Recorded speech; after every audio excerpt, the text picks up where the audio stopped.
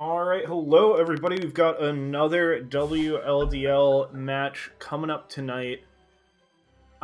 Week 3, Sange Division. This is the two teams that are 2-0 in their series, 4-0 overall. So this is going to be a juicy series. Joined by Chio once again tonight. How are you doing? It is Radiance Man.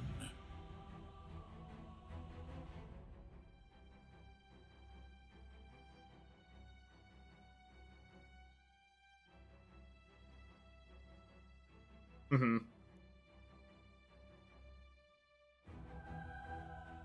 10 seconds. It is 9 p.m. and nice and chilly here, so... 5 seconds remain. I'm doing... yeah. Dyer's Yeah, turn I to am a ban. big winter enjoyer as well.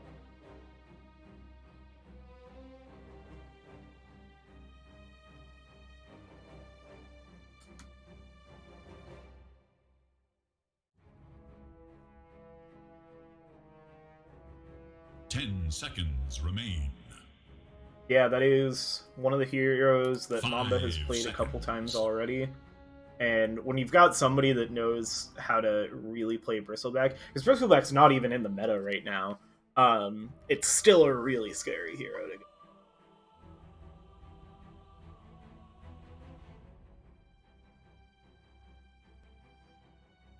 Radiant's turn to ban. Hmm.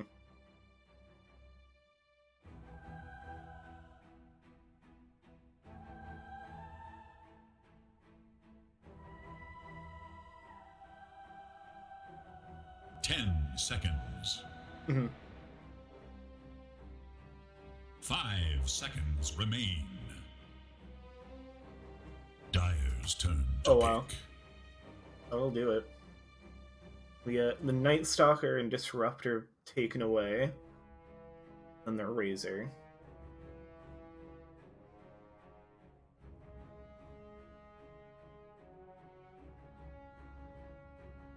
I've definitely, I forget if it was last WLDL or just past HGC, I definitely recognize most of these names.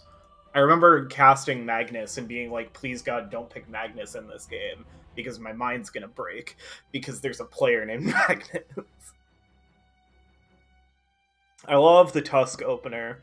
I love the Tusk opener, partially because Tusk is a fun hero, partially because it's not a Lina opener, and Lina wasn't banned, and that's been like every WLDL game, is if Lina makes it through the first bans, first pick Lina.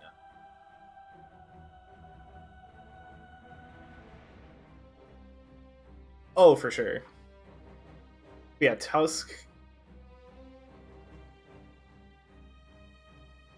Mm-hmm. Radiant's turn to pick.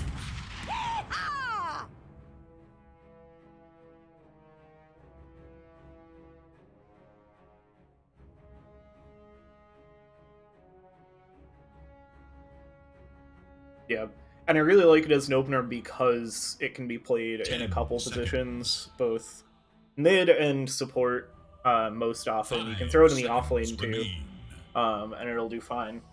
And he does kind of a similar role wherever he ends up, as an initiator, high damage gank hero, and so it just gives you a lot of options in your draft when you lead with it. That if it looks good when the draft is over, you can put it in the mid lane and do well with it, or if the enemy team counters it hard, then you can just throw it on a support and you can still do good things with it. Dyer must choose. Mars!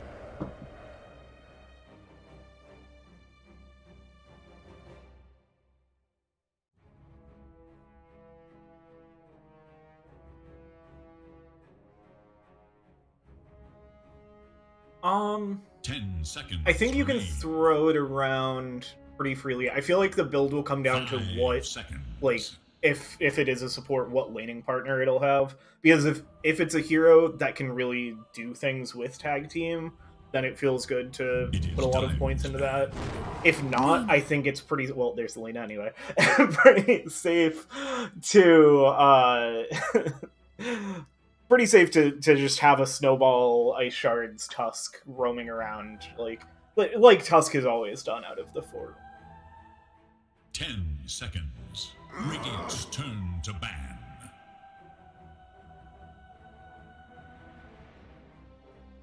Yeah.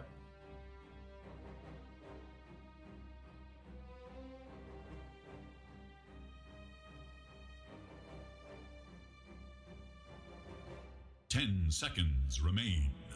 Yeah, and I like this because like they've shown you 5 two seconds potential remain. mid heroes now, and you don't know which one you have to draft around. Like you Dyer's turn have to to build ban. your draft around opposing both of these heroes in some way, but without knowing where they're going to end up, and whichever one you beat more will probably just get thrown to a support or put somewhere. Like if you go for a hard mid counter against It one, is Radiant's ban. then they just move it out of the mid lane. Like it gives them a lot of options, and I feel like Tusk and Lena have pretty different mid matchups because they're melee versus very long range and play around the lane very differently.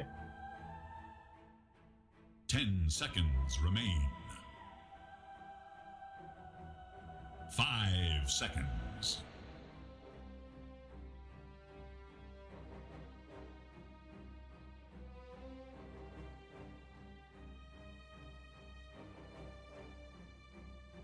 Yeah.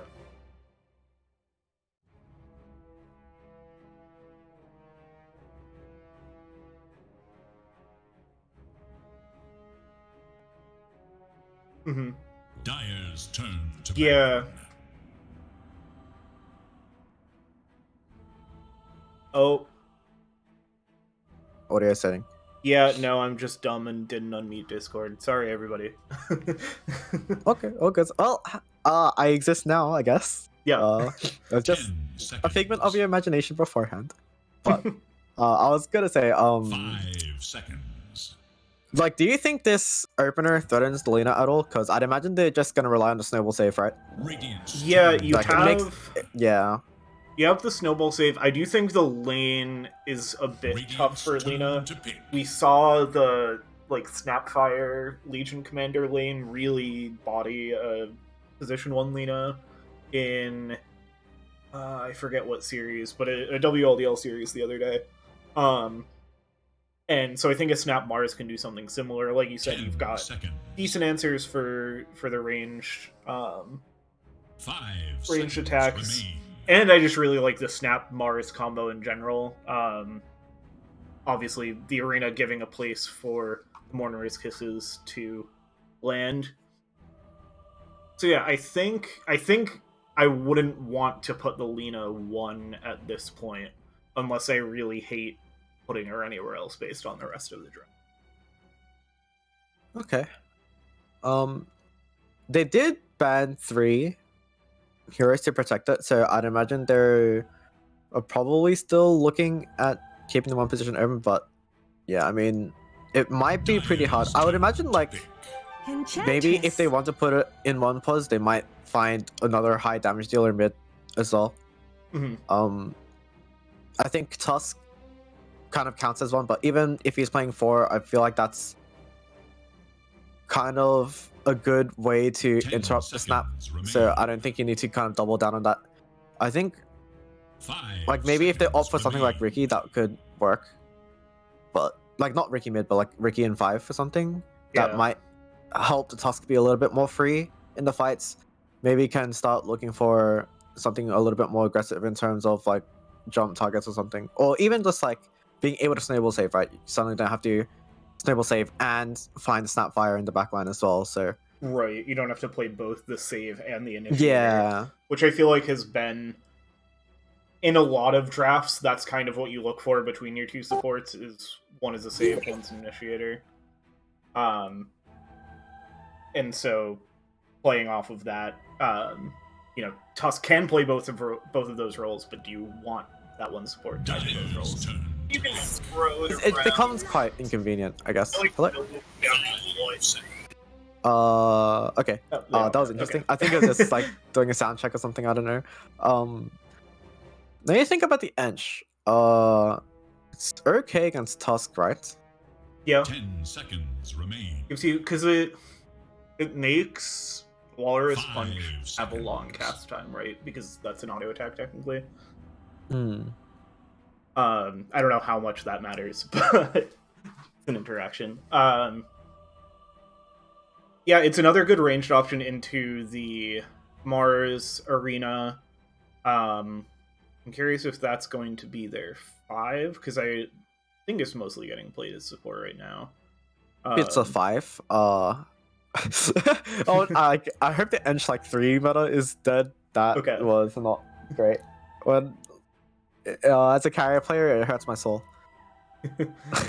I mean, kind of the main things about the hero is still the same, right? You're still gonna have this creep that lets you pace really fast. I think Mars Snap needs a little bit more tower damage, and I think the Ench gives it that. So there's probably a timing if the Tusk is playing support where the Lina is like just gonna get run over because the Tusk doesn't have the levels to kind of counter that deep push. But I mean, this kind of makes the Tusk mid a little bit more enticing, right? Because you're not really reliant on the Walrus Punch to do damage to the Ench. Then you have 2 nukes as well, and it gives you the resources you need to maybe secure the Luna's early game a little bit more against any Ench rotations. So Yeah. What is... have to see how that plays out. So Mamba sees the Ench and grabs Dawnbreaker Marcy. Is Dawnbreaker, you have decent damage and effectively attacks from the spin without having to actually do an auto attack. 10 seconds Um, remain. Do you feel like this Enchantress is answered enough? 5 Or does it not really seconds matter remain. because it's probably It a is support, Radiant's so you're more battle. worried about answering like the Mars and now the Lifestealer?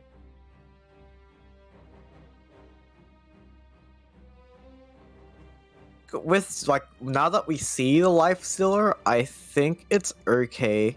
Like the Ench is just enough. I mean, this 10 probably locks out seconds. Tusk from being a 4. It was, you also have the Marcy already, so I mean, Mhm. Tusk is probably 5 like seconds remain. 90% going mid at this point. In which case, it probably feels fine. I don't think you want to lane the life stealer, like the Tusk into the life stealer at all. Like double melee against that sounds pretty miserable. So I mean, it doesn't Dyer's turn to battle. directly address the Ench per se, but I don't think it's horrible. They're probably more looking towards like solo gardening the Mars arena. But then Marcy is just like, you know, you're gonna ult and pop the Ench, right? So that's kind of that deal going. Plus the sidekick works really well with 10 Lina seconds. Yeah. because she has sustain issues, right? Until Satanic, so sidekick helps a 5 lot. Lets her seconds. play in earlier fights a bit more. Yeah, that's I gonna mean, make the damage Lina... that you're gonna see out of this Lina is insane. Like, Yeah. there's probably potential for this Marcy to be even be playing 5, Mm-hmm. which might sound pretty suicidal, but it's probably not too bad this game. Yeah. I think it sidekick will works go a well long ways, enough. right? Yeah. I mean, Radiant's it's turn it's hard to put the battle. Dawnbreaker Marcy against the Lifestealer as well, right? 'Cause Yeah. you don't really touch the nakes there. Like, No, and you're it's a two bit rough. melee strength heroes trying to deal with a life stealer hitting your max HP. Yeah, plus the Ench 10 as well. seconds Like, that remaining. sounds pretty miserable, but Yeah. 5 seconds. So it looks like Mudboys still banning out mids, and there is still, you could go Marcy 5 Tusk 4. That similarly doesn't sound great into the Enchantress Lifestealer lane. Probably a little bit better with like the snowball and shards to help get your distance. 10 seconds. And it'd be interesting because I Tusk and w- Marcy both kind of have the like they can 5 both seconds save remain. and both initiate in their own ways, and so it'll be interesting to see if they play on that dynamic. If they're just both playing both roles, if one focuses on the other. And it'll be a Necrophos last for Mamba. So this is a 1 Lina and now a mid Necro, and it will be Tusk Marcy supports. It looks. 10 is there any seconds. world when Dawn plays mid? I don't think it's a Snoopy hero. I haven't seen Snoopy play either Dawn or Necro, but I guess that already makes it pretty miserable. Yeah, I mean- that Interesting, because yeah, Okay, you so it's a definitely Necro could 3. move things around. Okay, Snoopy is then- playing Tusk, so Tusk 2, Lena 1, and I'm assuming X, I think 5 it's a Dawn. stand-in, and Yeah. Marcy is the new player that they have, so Dawn will be playing, what, support then? Yeah, it looks like. Okay, before we do any more of like the draft analysis, Mudboys drip, holy, Yeah, that's some they've got drip. it, dude. Yeah. The full gold life stealer, one of the new Mars sets with the spear, alligator. The snap collector's cache, yep. Yep. Just that, not Drippy the full edge set, set as well. which is fun. I think that's like the default snap herself, and then everything else is from the set. What They like the- the classic snap look. But the new snap is so cool as well. It is. What the heck? Alright, that gets like negative 2 points. But I mean the two, like the plain Dawn, the plain Marcy is like kind of sad. Yeah, there New are collector's there are new cache Marcy heroes, set? but yeah, it is. It would be hard to get because the Marcy set was rare, right, in the collector's cache. Yeah, so that's kind of rough to get during the time. All right, Alright. I mean, we are in it. Prepare Mamba you have any draft you versus favor? Mudboys.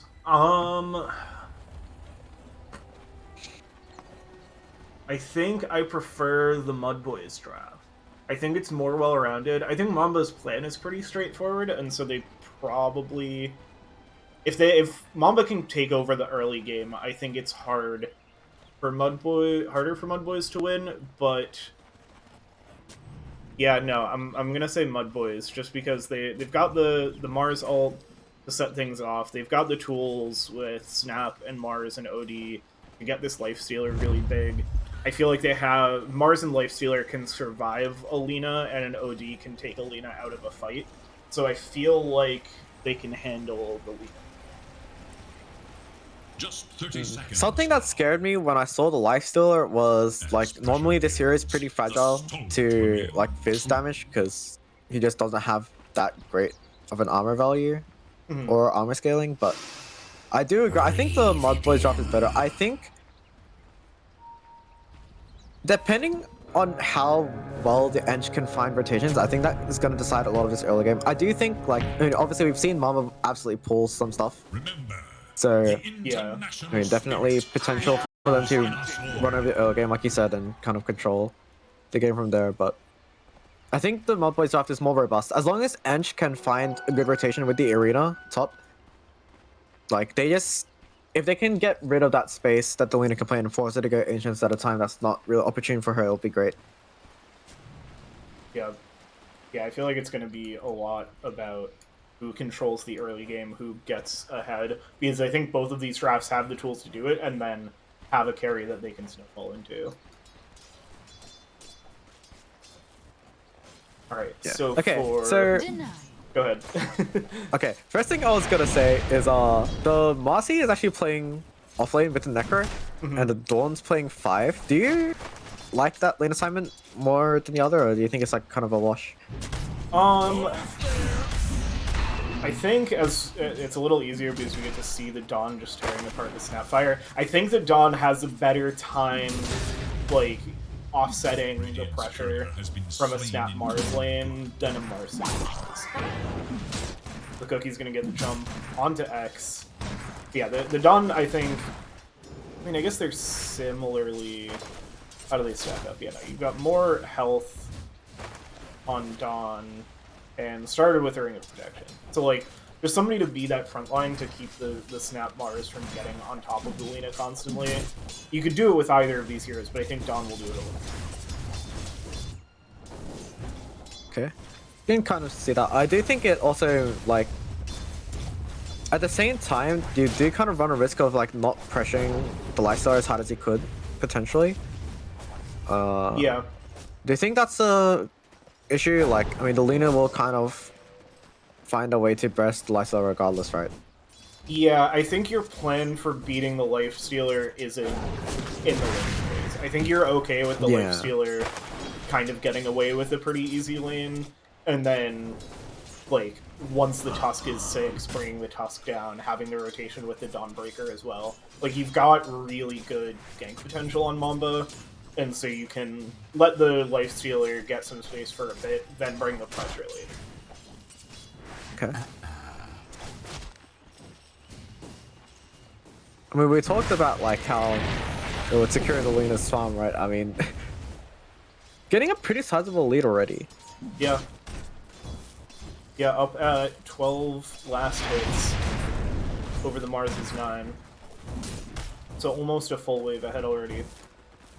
Thank you. Yeah, I think that is... I mean, again, Lina is just a really strong laner right now with how much attack range she has. And even, like, you kind of need a range support to contest her, but even the range of a Snapfire isn't going to be quite enough. And so I think with the help of the Dawnbreaker, it's going to give Dago quite a bit of space. Radiant's courier has Dago, been I killed. think I can it's see incorrect already on the that. Falcon Blaze compared. Oh, as the Mars Courier actually drops. He only has 2 tangos. That's kind of big. Yeah.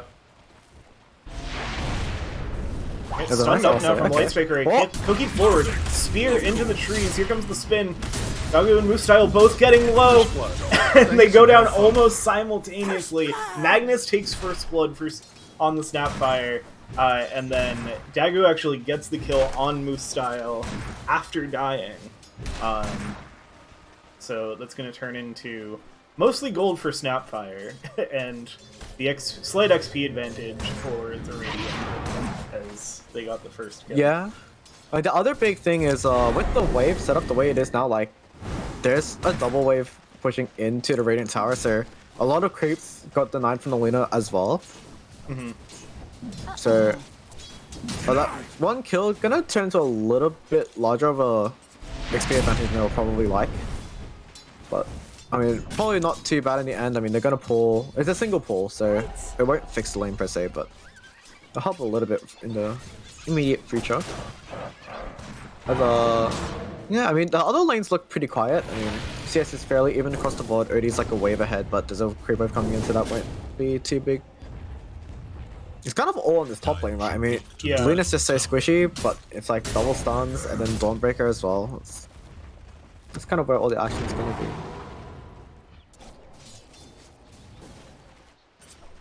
I'm like trying to look through the other lanes, but it's just so quiet.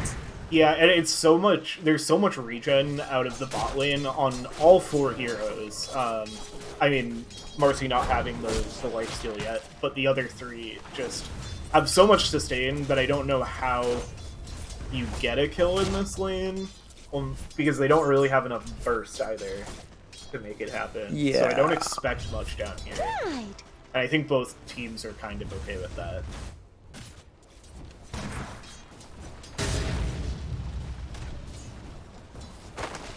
I'm just wondering if there's like ever a world where the Lifestealer can sit alone in this lane. Like, it'd probably have to be like way after Lifestealer 6, right? But Ench has been sitting in lane for a little bit, so the Yeah. XP share is not so great for the Lifestealer thus far.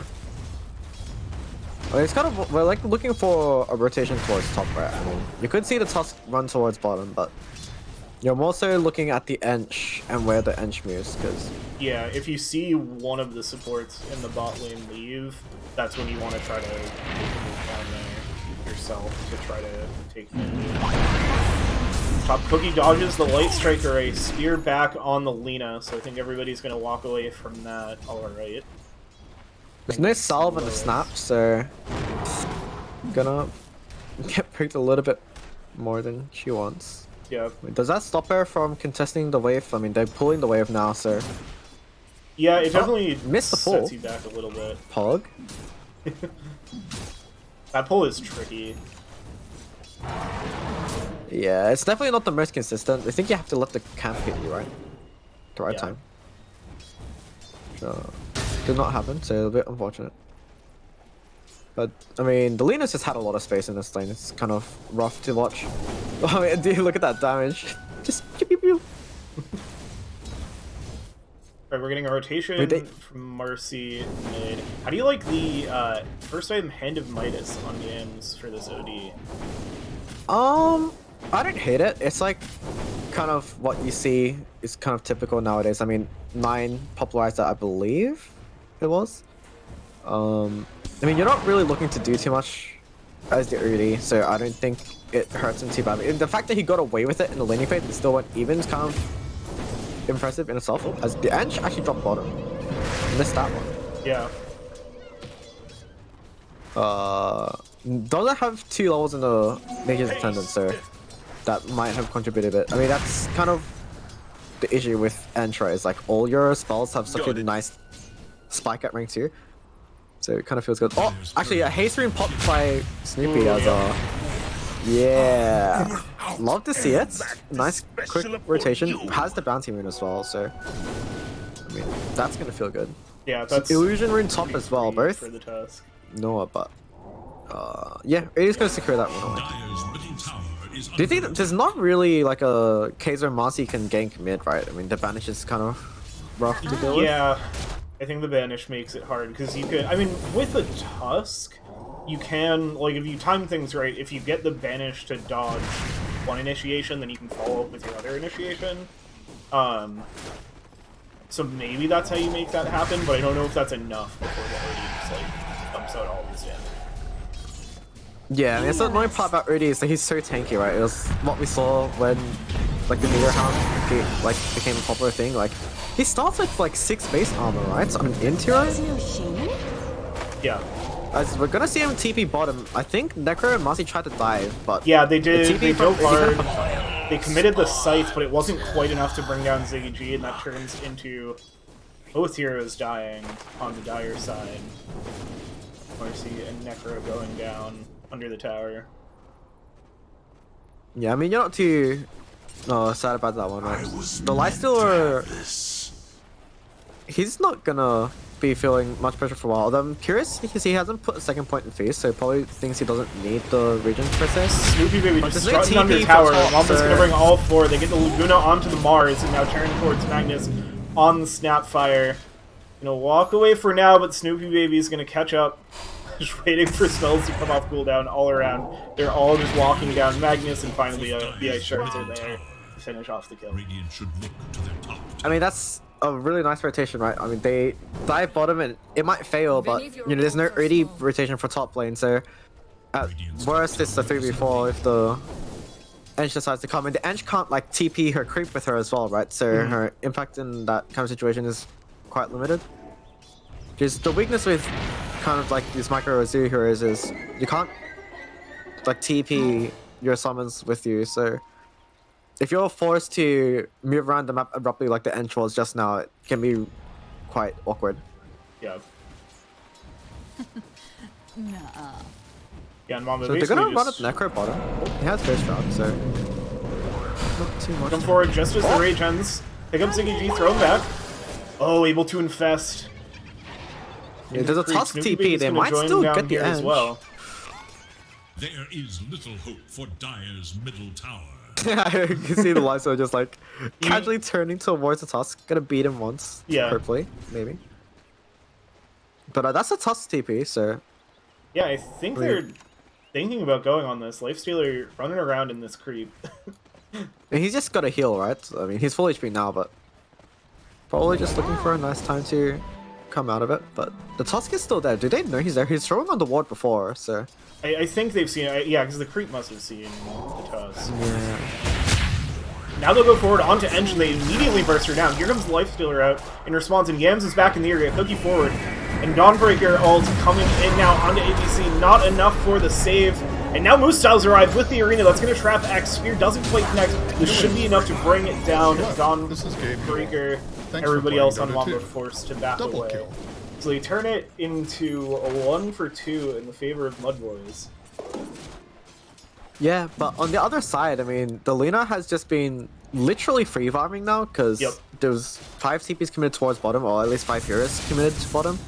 So she has the Maelstrom, and we're gonna start seeing her kind of quickly take over in terms of the last hits. There's already a 30 CS lead on top of the Lifestealer, so Yeah. I mean, her lane was pretty good, and now she's being given a little bit of space, but yeah, I mean, that was the kind of the issue, right? Was with the Tusk running bottom, the difference between that rotation compared to the OD's one was OD had to TP, right? Like, they both TP'd bottom on the mids, but the supports are already committed towards bottom for the side of Mudboys, so Yeah. there's nothing really preventing the laner from just occupying the space, which can definitely be a little bit rough. I think if she continues snowballing like this, it could get rough pretty quickly, but all the net worth lead is like kind of centered. Games ZG going the under the other top lane, tower, sir. looking for the Dawnbreaker. X falling low and does go down. Rotation from Tusk won't be in time, but maybe in time to catch something on the way out. And get the snowball onto ZG into the punch.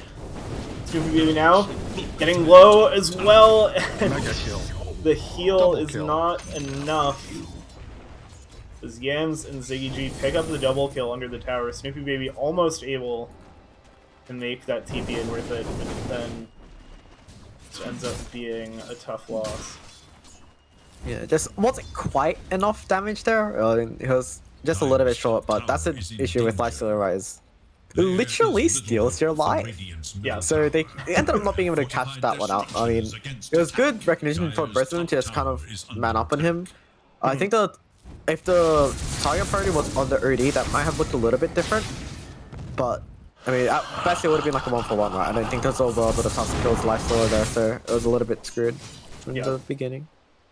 So that's gonna feel pretty good.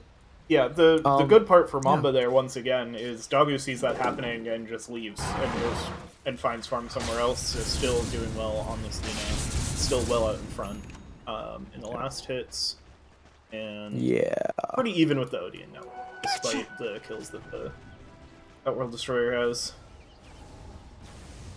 I even know. Yeah, we can see that like OD, everyone's kind of even in net worth, except for the Mars, who understandably had a pretty rough lane.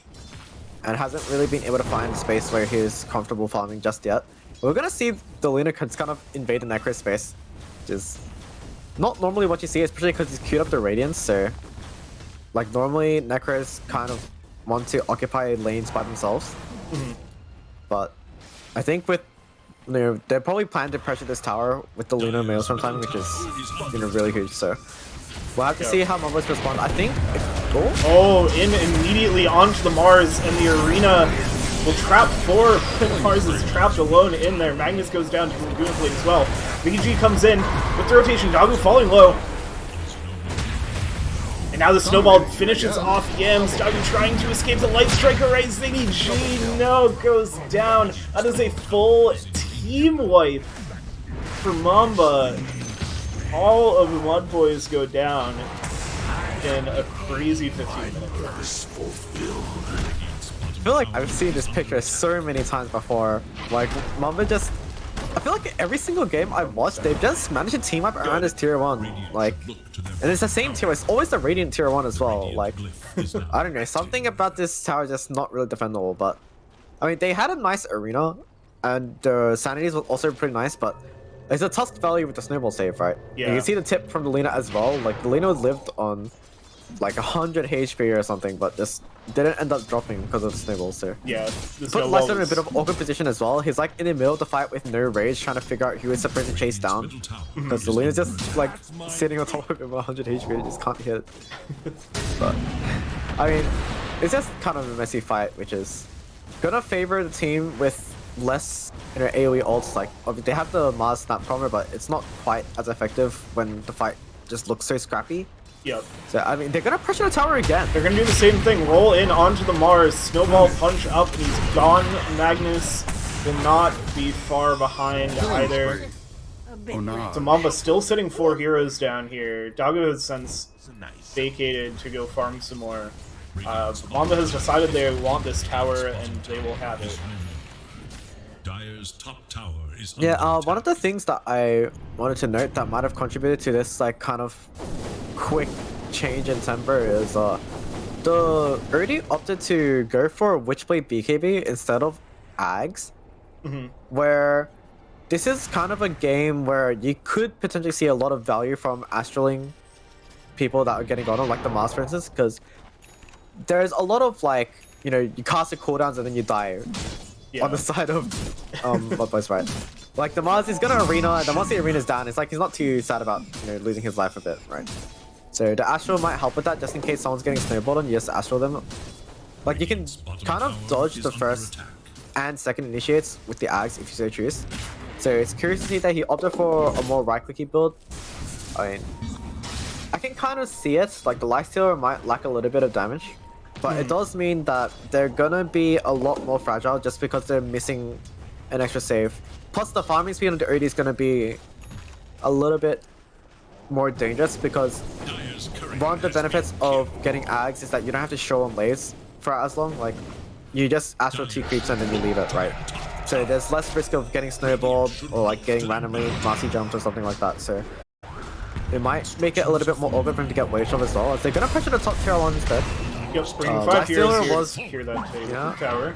Now the jump forward nice with the Toki spooky. into the spear. Dawnbreaker will go down. ABC gonna have to back off. Yeah, I mean 5 heroes committed for that, but they're gonna get it. Mamba chooses not to contest. Quick rotation now to contest the mid tower. I mean, Necro has Cypher, I feel might be a lose. Oh, didn't quite get it. Doesn't get It it would off, be so really nice funny pickup. if the... Ooh, and they get a nice Cypher arena onto Snoopy Baby. Snowballs, but here come the Mortimer's Kisses. Will it be enough? Zigichi rotating in, Marcy jumping forward. All the damage from that Unleash, and eventually it's the Sedmy's Eclipse that brings down Snoopy Baby on the other side. Now Mudboy is going to try to retreat pretty low as Mustyle gets picked fighting. up, but Yams and Magnus find the kill onto the Marcy. Yeah, a nice sequence of events for them, right? So they Yeah. get this hero on top, they TP mid. The Lifestealer somehow doesn't get scythed on 500 HP, so he gets to kind of posture forward, and it gets an infested creep to leave as well. So it definitely feels pretty good. I mean, Lina has the BKB, but hasn't been able to use it thus far because none of the fights have looked pretty nice. The Solo Guardian was pretty big, but they just didn't have the damage because the Necrophos is already dead and Tusk is, you just got Sanity, right? So there's just not enough follow-up for them, so all the heroes kind of low on 400 HP, and it's going to be a little bit of a network swing back the other way. They haven't been able to use this... Oh! Getting caught mid by Snoopy Baby and cannot find a way out of the ice shards and will go down. Yeah, that's a Tusk, that's a later spike. I'm not sure if they saw that before in the previous fight, they might have. But that's kind of the first time we've seen it be used to find the solo corner support where normally he doesn't really have the damage until his first timing.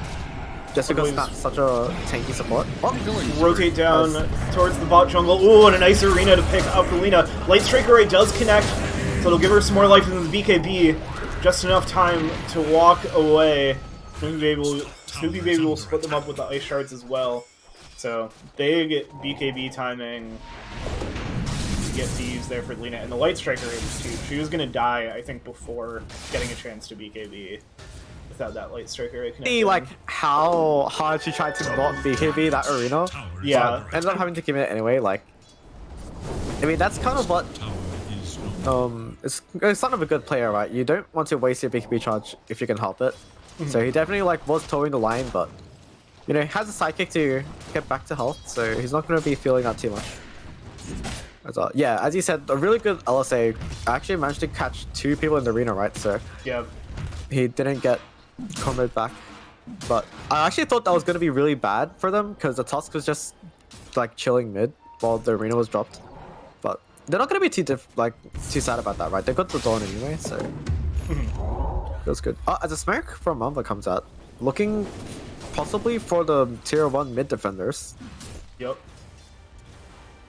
See who There's no arena, so this could be pretty bad. Oh! Yep, we can dive into the tower. We get the stun up on Moostyle, and now here comes the Dawnbreaker ult in, but the BKB from Yams is there. Moostyle's the only one to go down so far. Now there's Magnus from the jump in by ABC. X is picked up by Yams, but now Virginia Wolf will go down. And Yams is going to try to retreat Astrals to survive the snowball, but just has so many people standing around waiting for him to come back. And they'll find the Outer Destroyer and the mid tower as well, so getting everything they wanted out of that smoke. Yeah, and they managed to do that with the Lina BKB as well, right? I mean, Roche is open for them now, so that will also be a really big timing for them. I mean, this is knowing cooldowns, right? They find the Dawnbreaker bottom and they use the arena, and now that arena is not there for this main engagement. And you can see the recognition as well from the early. He tried to ask for the Snapfire to let her ult, but Earth supports did a really good job of just denying the kisses. As you know, you can't really cast kisses when there's a Dawnbreaker spinning on you, so Right. it made it very awkward. I was a little bit confused about the early BKB. It felt a little bit early, but I mean, I guess it's also kind of hard to sit in front of the Lina and Tusk and not have your BKB on. So, yeah, it kind of does come back to bite them a little bit, maybe. As he didn't really have it to escape, but you can't really fault him for that, right? It's just this draft with this lead just feels a little bit too scary. I mean, They're gonna smoke up on Mudboys now, but smoked on the other side. Radiant's bottom tower is under attack. oh, the Necro burnt, like, popped the smoke, right? Or was Yes, that just an Indus? I didn't realize. I didn't see it. They're gonna maybe find Snoopy Baby. No, they've got the vision, so Snoopy Baby is able to dodge it for now. Now here's the arena onto Snoopy's spear, and all of the impetus shots coming in. Snowball will keep them alive for now, and maybe enough to walk it off with the stun. Now ABC turns and Dagu's up on the high ground behind, so Moose Style will go down. Ziggy G in very much trouble too. Mortimer's Kisses come out from the other side, but it's not going to be enough. And now Magnus is just going to go down as well. An optimistic Mortimer's Kisses, but yeah, in all of these Yeah, he fights, may have as been well throw it so out, right? tough for Mudboys. Yeah, the jump looked really good because Snoopy may have had a little bit of an AFK snowball button. But what actually happened there was the Mars walked away from the snowball because he thought it was caught. As it already gets caught. Didn't catch that one. Threw the BKB as well, but I guess that's just the power of Tusk, right? Yeah. Yeah. They just dumped everything on top of that Buggy as soon as they got the catch. And It's one of the worst things about playing against Tusk, actually. Like, the BKB doesn't help you, like, TP away. Like, normally you can BKB TP from a lot of ganks. Like, say the Marcy jumps you or something, you just BKB TP away from it before she gets bashed, but can't do that against Walrus Punch. It feels pretty bad. Yeah. Kind of similar thing with, like, Clock or something. Yeah. But, yeah. It kind of a big snowball, like, it's a chain of events happen, right? Like, they lose the bottom tower, they lose mid, then there's awkward fight top where the spells don't quite connect. I think I was mentioning before, but the Mars actually walked away from the snowball because he thought it was aimed at him, but it was aimed at the Eng, and the Eng didn't move. So suddenly there was like a 700-800 units gap between the Mars and the Tusk, and the Tusk just walked away, which is quite awkward. But yeah, I didn't like, even you can't catch. really blame him for that, right? I was seeing the Mars walk So- away, and I thought he was just trying to disengage. But you're right. You definitely thought the snowball was. Yeah, it's just something that's just hard, right? You can't really tell with that. It's just a little bit awkward. But they're gonna look for the high ground. It's 25 minutes. They have Aegis there. Gonna step up, gets kicked back towards the fountain. The Ag's getting finished. Or no, that was just a force staff with a punch. Yeah, just the No- force stuff no away. eggs. Good timing of the force there. Yeah. I actually did not know that War's Punch doesn't cancel your force staff move, so that's pretty Yeah. cool. Oh, That was unreal. Now, one last hit from Dragon. Oh, that Maelstrom The proc. damage, yeah, is just nutty with the full Silver Edge finish too for the crit. Radiant's Plus the Maelstrom is just an absurd amount of damage coming out from this Lina. Radiant's bottom barracks has I mean, she is kind of out of mana. I mean, she won't be able to look at all. I think she just wants to get Wow. killed with the Aegis right now. So she has mana Yeah, back. for sure. Yeah, I'm not gonna use the BKB. Gonna sit in the Mortimer's Kisses. It's just gonna life steal up through all of the damage though, and so stays up for now. Astral away just to save some damage on the tower. Lifestealer gonna step up. Aegis goes down.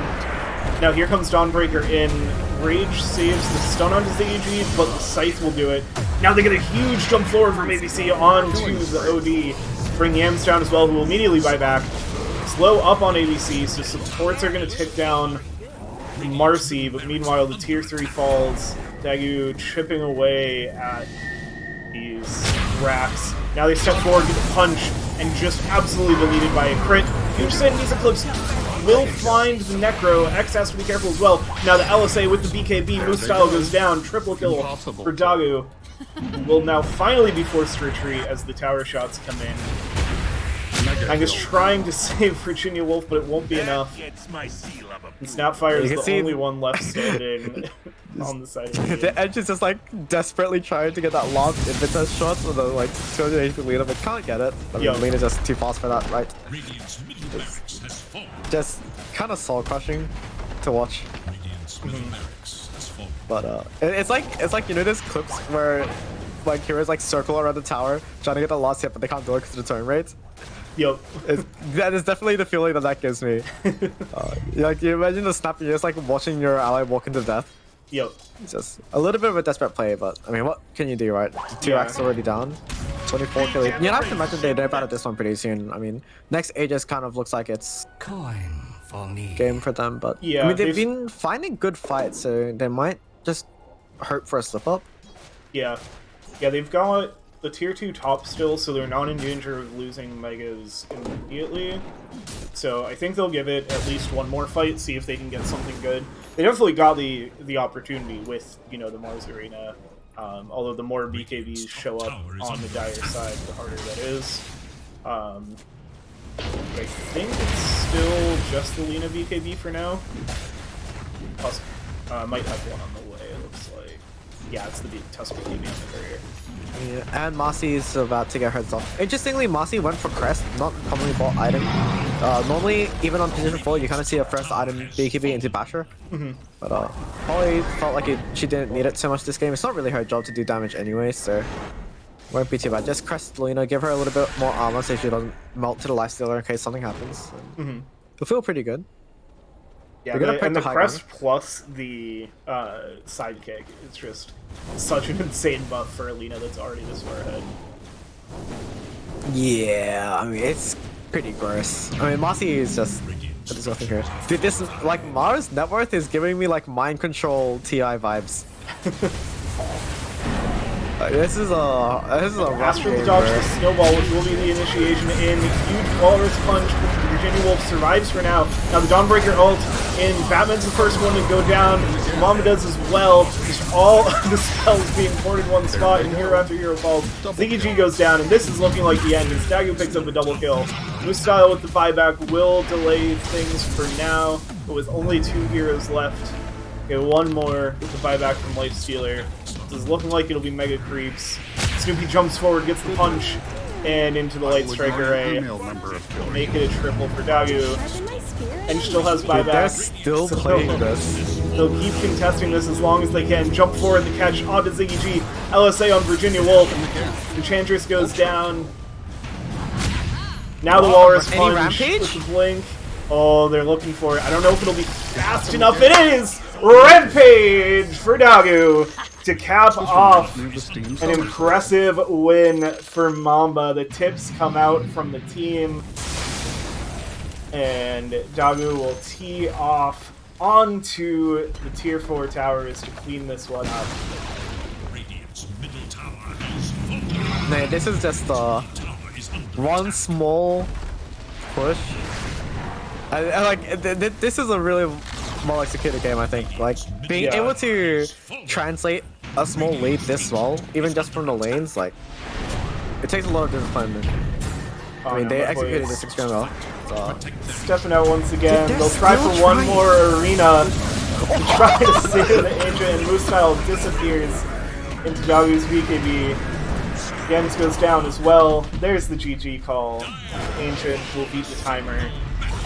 Mamba take game 1 in the best of 2. Alright, moral of the story, don't let Lina through the press phase bans. That's what it's been looking like in so many of these games. I was so excited when it wasn't the first pick Lina, and then it was just the second pick.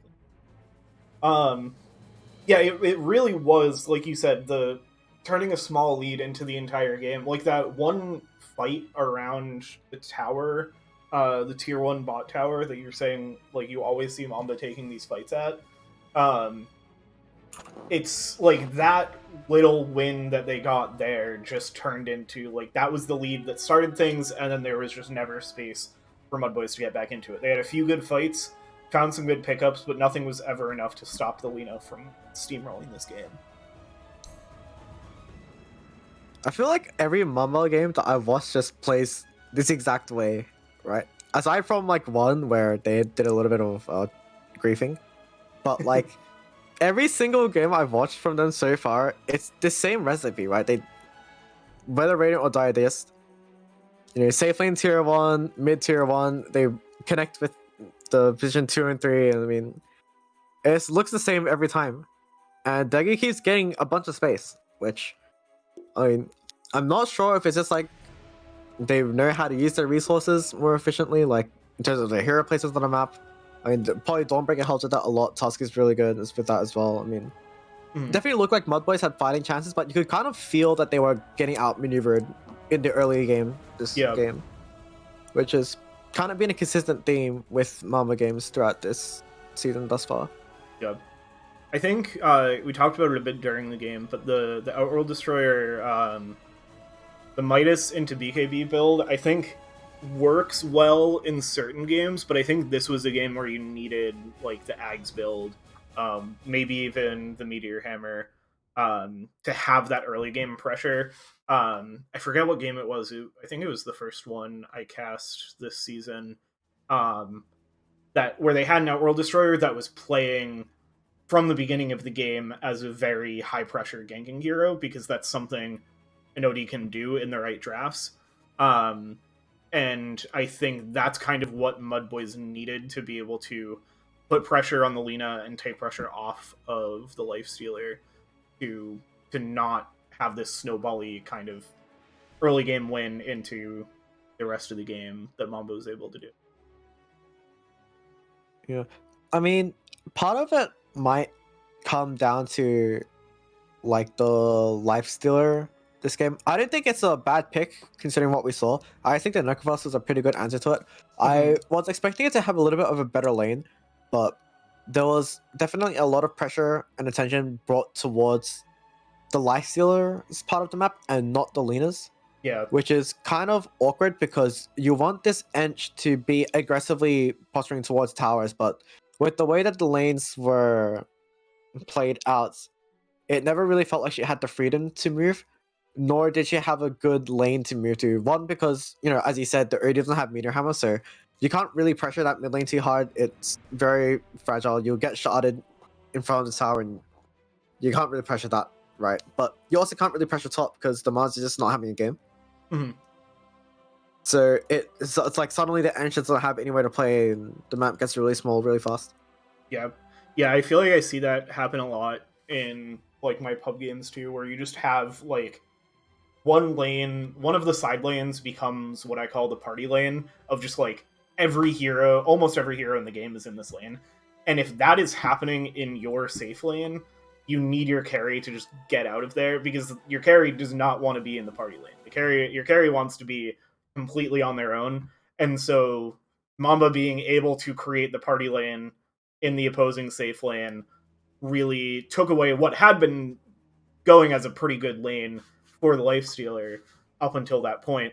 And then that just made it a 4v5 where they were winning the engagements, or at least trading. Because even if you're trading, if it's a 4v5 where the enemy one is there and your one is off in the jungle alone, you can like lose those fights and still be winning in the larger scheme of things. Yeah, which is kind of rough because Lifestealer is a hero that kind of wants to, sit in his safe lane. He doesn't like to move around a lot because it's not really his job to pressure an area. You would kind of leave that more towards like a kind of Beastmaster or Lycan type of hero, but Lifestealer is one that more relieves pressure by sitting in there and making sure that nothing can really like pressure that lane. Like say he's laning against something like a Centaur, right? You're not really going to be able to pressure the tower unless you literally bring 5. But then Lifestealer should just be fine in that matchup anyway. But I think the way that the fights played out kind of invalidated that aspect of Lifestealer on the map. I mean, there's not really a place he can go where he feels comfortable sitting there and relieving pressure just because of the way the game played out. I'm sure if like in a more even game, it probably doesn't feel as awkward. You just rage on TV, but yeah, I mean, Yeah, it was definitely a little bit awkward. The other thing I noticed was that he didn't put an extra point in his rage until level 10, which means that he can't rage TP because you can't like instantly cast your TP because you have to turn. So there's some small things overall. The early itemization, Lyso skill build, Mars laning phase, it all kind of adds up. Yeah. And yeah, so and kind of what happens in a game like this too. It's all the small things. So curious what's happening. I don't have post game available for some reason. Like I can't see the post game chat. I don't know if they're like taking a break or something. Yeah, they said 5-minute break. I'm in the post game. Okay. So, Makes yeah, sense, I'll makes throw sense. it to. I'll be right back. I'm to the bathroom real quick, and we'll be back for game 2. See if Sure, Mudboys sure. can bounce back from a tough game 1 loss.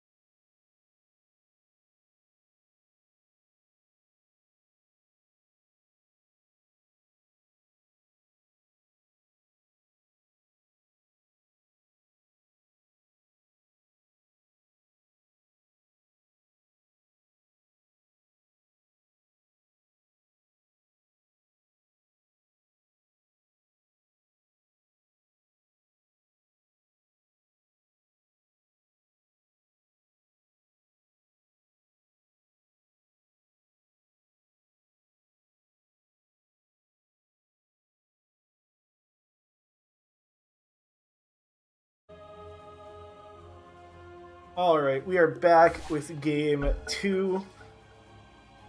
Getting into the draft right away. All right, so Mamba took It is game Radiant's 1. ban. What are we looking for in Mudboys draft to answer it game 2? I would say steal the Lino, but I'm actually more inclined to say sorry.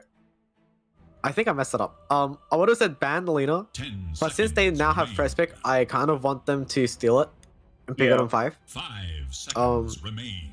You can kind of already see It is Dire's like ban. okay, so they're gonna opt to ban out, so that's the first adjustment they're gonna make. Radiant's turn to It's ban. kind of the only really meta relevant hero that might be shared between teams. Like not every team plays Treant, not every team plays like Razor Viper Mhm. well enough to pick it in first phase. So Yeah, the we'll Razor have to and see. Vipers. I did, yeah. They've been coming I out did for notice- teams. Sorry. Razor's been banned. Mhm. 5 seconds I think remain. Razor got through last lobby though, right? Unless Mudboys banned it, but I didn't see them ban it. It was banned. might just forgot. It was banned first phase last game. I forget by who. Okay. I think by Mudboys because I think it was It Razor. would definitely would have been Mudboys, yeah, because Mamba banned Night Stalker Disruptor. Right. So Yeah, Mudboys did Razor. Razor Bissell, right? Razor Bissell. Yes. So yeah, I think Okay, now they're okay. deciding. That's what's so hard about opening with 2 bans is like you have to let something through that you don't want to play against. It is Dire's ban. Oh, They they banned the banned the Disruptor. Disruptor. Huh. Which Mamba does play. They've played in 2 of their games. Yeah. So are you going to try to beat the Bristleback? Or are you going to block pick it? 10 Or do you not? seconds Or do you remain. think without the coddle like they had last year, it's not as 5 good? seconds. They've played it Um, twice already, so Yeah, I'm pretty sure if it's open, they're gonna snap pick it. You can already see the silencer is the adjustment, Yep. like this time, to kind of protect that a little bit. So I'd imagine they pick Razor now and then just like try to find the Bristle counter later. yeah, I think that was our answer when we 10 seconds. lost in 3 games to Analog in the playoffs Dire's last turn year. to pick. But we picked Silencer all 3 games because we were like, this is between the Bristleback and whatever else they were drafting with last year. That was what we felt like, what we needed. That's good, yeah. And definitely, I Got a game remember. off him. I don't remember if it was against them, but I remember having a game 10 seconds where we put a remain. 5 Silencer against a Bristleback, 5 and the Bristleback just had a seconds. miserable time. Well, it definitely wasn't us. I know you played Silencer against us, but Yep. we definitely did not have a Bristle Enjoyer, so at least there's that. Well, I hated you guys for picking Silencer. That made me feel very sad. I hate this hero, dude. But they made it Dire's worse. turn Like, to pick. in what world did this hero need buffs, man? I hate it. I hate it so much. As might be a hero specialty here. I don't know if I've seen them ever play techies before, Yeah, is but this this a... might just be their standard. Radiant must choose. They're tiny, so they're not going to grab the Bristleback here. Yeah, is this techies a... Do they have somebody that really plays it, or is it a little bit of a cheeky pick since they're doing so well in the league so It far? has to be the forward position, I think. Yeah. There's no world they pick this techies into Razor and they're 5 like, seconds remain. we're gonna lean into it. That would be pretty troll. Is that okay? So is Techies the secret tech against the Razor because you've got the static whatever the stun laser? No, I think it's horrible. Okay. no. I don't think there's a world you pick taking to Razor feel good about it. Maybe if you put it mid, but Snoopy is not a techies player. 10 So seconds remain. this is gonna be interesting. They might be 5 trolling a little bit, but we'll see what seconds happens. Mudboys You're gonna see picked a more Hoodwink. robust opener. Is opens up opportunity for Razor mid because they lock Tiny Dire's into it, turn to and I ban. don't think they're gonna put techies on 5. I feel like that would be pretty awkward. It is Radiant's So fan. it's either Tiny's 4 and like Techies is 5 and then trolling, or the Tiny will be mid against Razor. Okay. It's okay. I can race Mamba. They're gonna like laugh at me afterwards when they win. It's fine. As it do be between friends. 10 So we're gonna see Slark get yeah. banned out. 5 seconds. It was interesting to see Slark banned out. Like, is that to protect the Razor? Do you think? I know Dagu like spams it, but I don't know if it's like that good into the Razor, especially in the lane. Yeah. Like I've seen it go both ways. It is Dire's It does fan. help with the Tiny, I imagine. I mean, I guess Tiny's putting out a good amount of early game pressure. So maybe you're worried about them being too snowbally if they go for a faster core Radiant's like a turn to Slark. ban. They banned the Tusk out as well, which I agree with, even though we think this Tiny's probably mid. Because the Tusk did a whole lot of work last game, and I think you could get away with doing some off-meta supports if you had a 10 Tusk mid again. seconds. Yeah, I mean it'll work well 5 with both of these, right? seconds Like remain. Techies blast off, Yeah, especially. yeah. The setup It's pretty of bad. blocking people in a small area Dire's with both turn both to snowball ban. and shards be very scary into the AoE of Techies and Tiny. I find it interesting that they felt the need to protect the Razor with all 3 bans again. You can kind of see banned out the Ursa themselves, which helps the Razor a 10 little bit. seconds. I think. Dire must choose. But you can see the Viper get banned. I saw a clip of a Viper Bloodstone playing against a Razor Bloodstone. That was gross. Who wins? A Viper for sure. That was Viper wins it. disgusting. I mean, I guess it's happening. Like reliant on passive, you get broken, right? Hmm.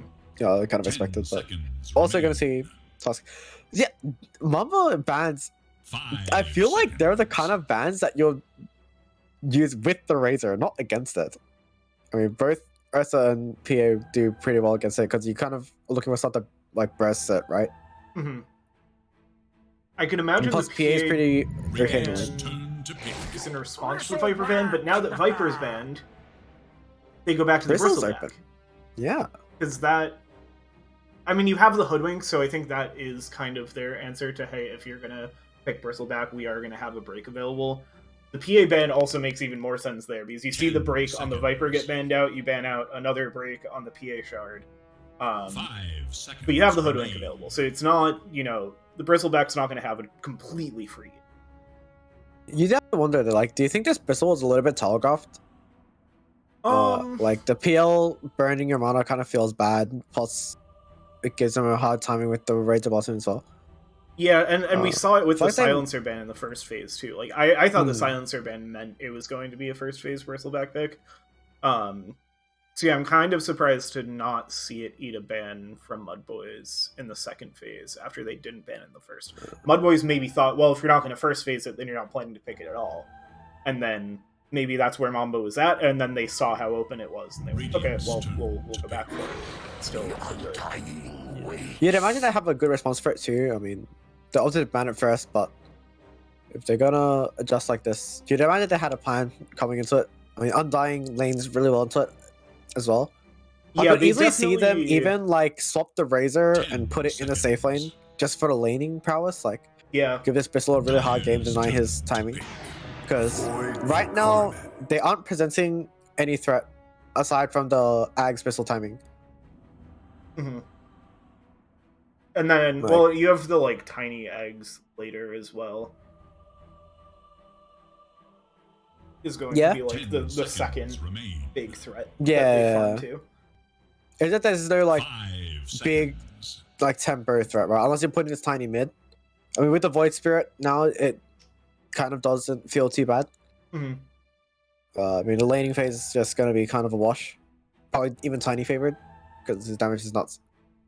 But I mean, the Void Spirit does give them a lot of time. Right? I mean, this is a hero that can kind of move between the lanes as well. Yeah, So it can make pretty good use of the Hoodwink setup, pretty good use of the Tombstone it gives you a to find decent some It openings. is Radiant's silence ban. into the Bristleback. Yep. They They just don't go- have any tower damage. Alright. Oh, I like this Pudge pick. This is pretty spicy. I mean, there's two pretty big issues with the Mudboys draft. I think there's no tower damage and there's no like big sustained damage threat. 10 Especially now that they can pick Pudge seconds in 18, they can ban another two heroes. Ursa, PA already banned out, Sark's already banned out. So Mudboys kind of hard pressed to find a carry that does enough damage but also doesn't get countered on 24. Yeah. So, I mean, this is already looking pretty scary. I'd imagine this probably a sneaky Pudge, Tiny 4.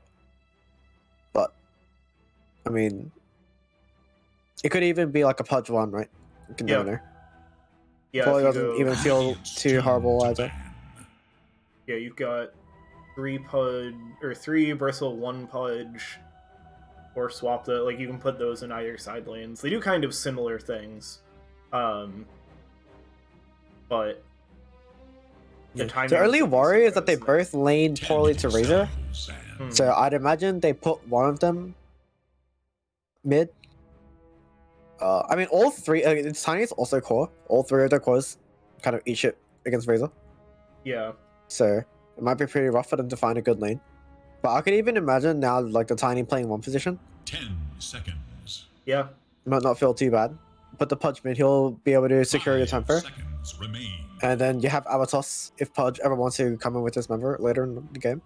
So it might feel pretty okay. They banned the Ember away, so they might even think this Tiny is playing forward position because it's Ember is a sneaky hero. But they also opt to ban Monkey, which I guess is again for the Razor.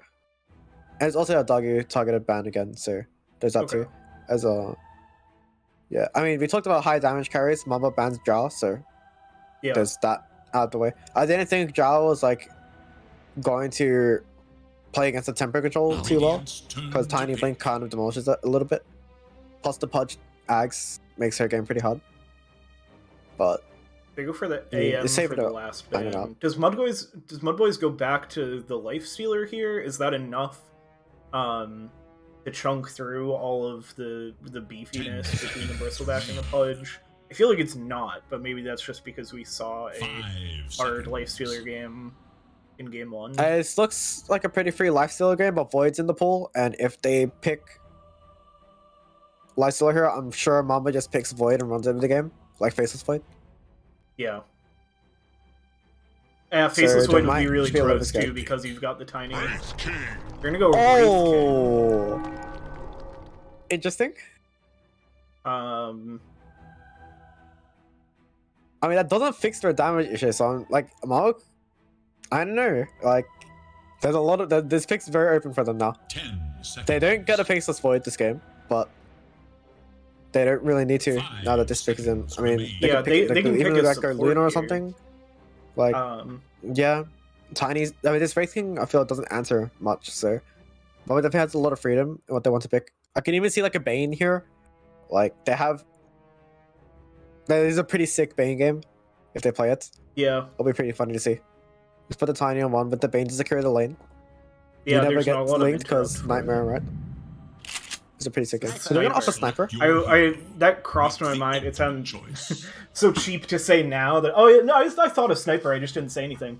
No, you just have an absurd front line between a Pudge and a Bristleback. That it's gonna be a 1 Sniper, and a mid Pudge. That's how they'll do it, and it will be a 4 Tiny, 5 Techies, like or the other way around, 5 Tiny, 4 Techie. Interesting. So. Yeah, I'm surprised that's how the lanes shake out. How do you like the lane matchup for the Sniper into what looks like the Razor? I think it's very dependent on what the supports do. I think Sniper versus Razor just in an isolated 1v1 is pretty Razor favorite. You're always going to get link off. But you also need to get to level 3 before that feels pretty good. And it's not a mid lane, right? It's a side lane. You have supports. So if Tiny can do a good job of dragging waves, making it hard for the Hoodwink to contribute in the lane, I think it could be pretty hard for the Razor to get to level 3 in time for it to feel good. I mean, we saw Doggy kind of run away to the lane last game. So I wouldn't be surprised if the extra headshot damage gives him a huge advantage this lane as well.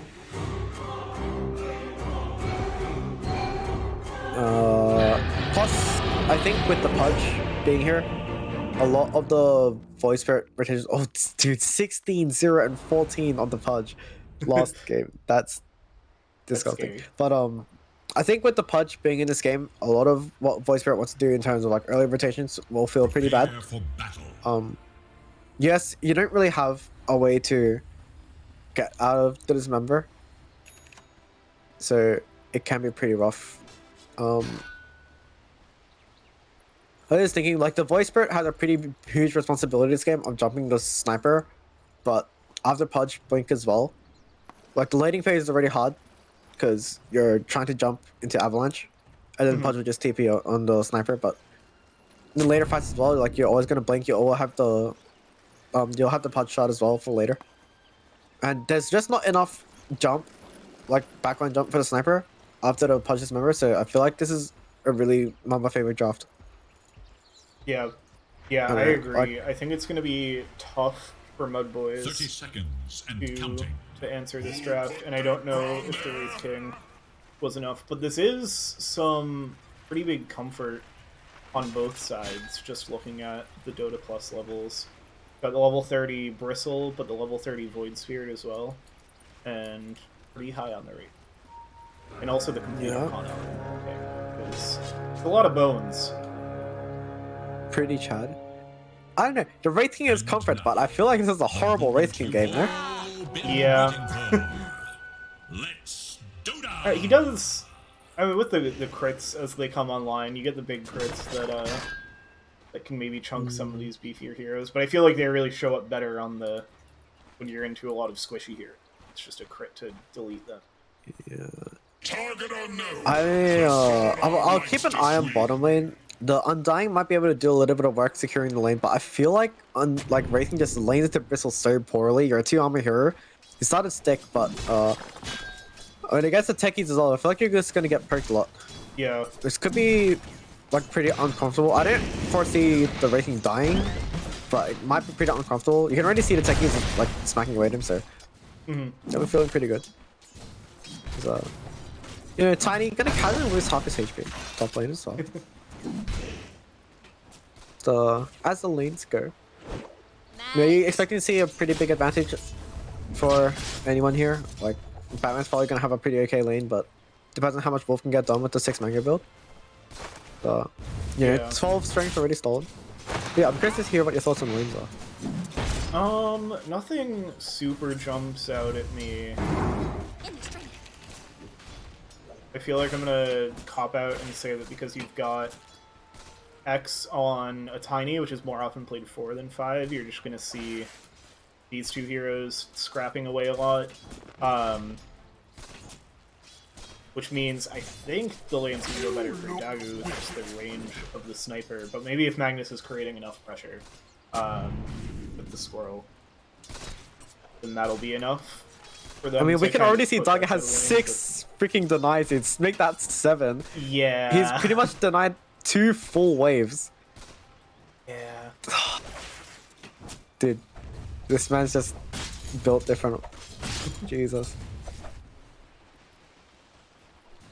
It's kind of the hard part when you're playing Razor, right? I mean, they've been doing a good job of giving Razor a lot of stable XP, so even though he's very, very far behind in the denies, like, he'll at least hit his level 3. And that's kind of gonna feel better. But they have to be a couple of they're gonna find X in a good spot.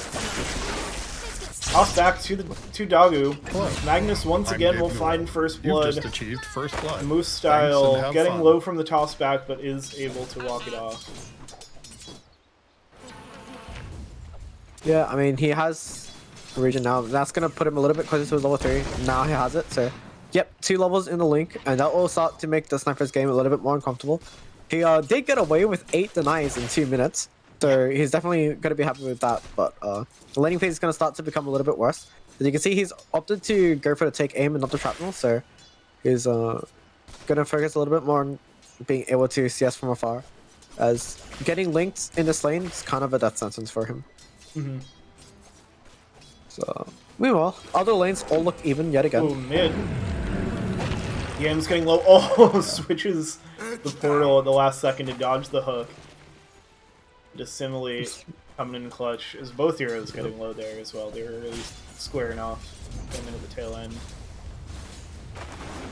Yeah, it's just the rough thing is that Snoopy already has a ring of health, so he's gonna feel a lot better about that trade.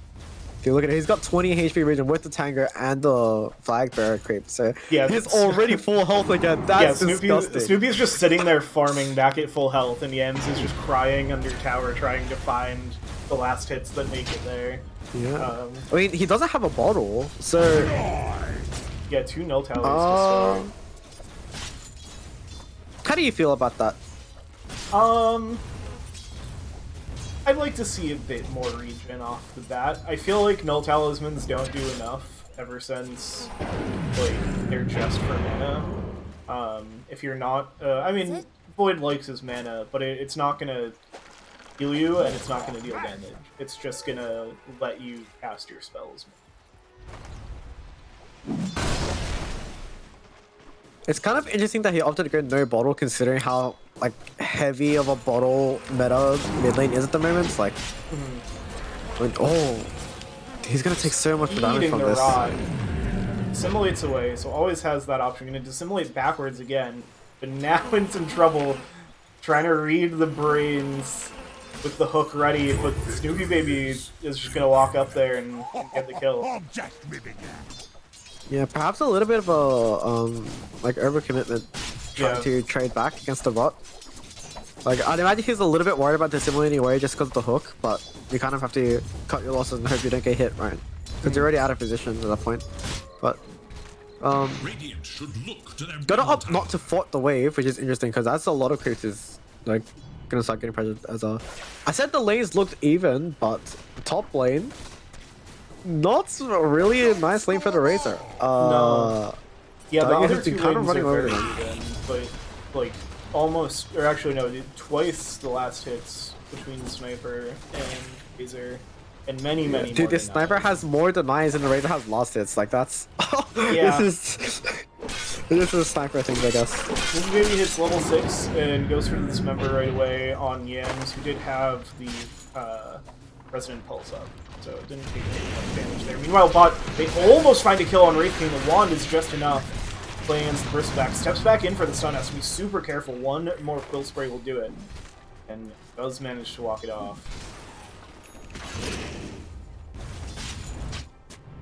I mean, this is the hard part about the Wraith King lane, right? You have two like beefy heroes, but they're both low armor, so there's a lot of value coming out the Quill Spray. You can't really trade into it, and I mean, there's remember mid lane.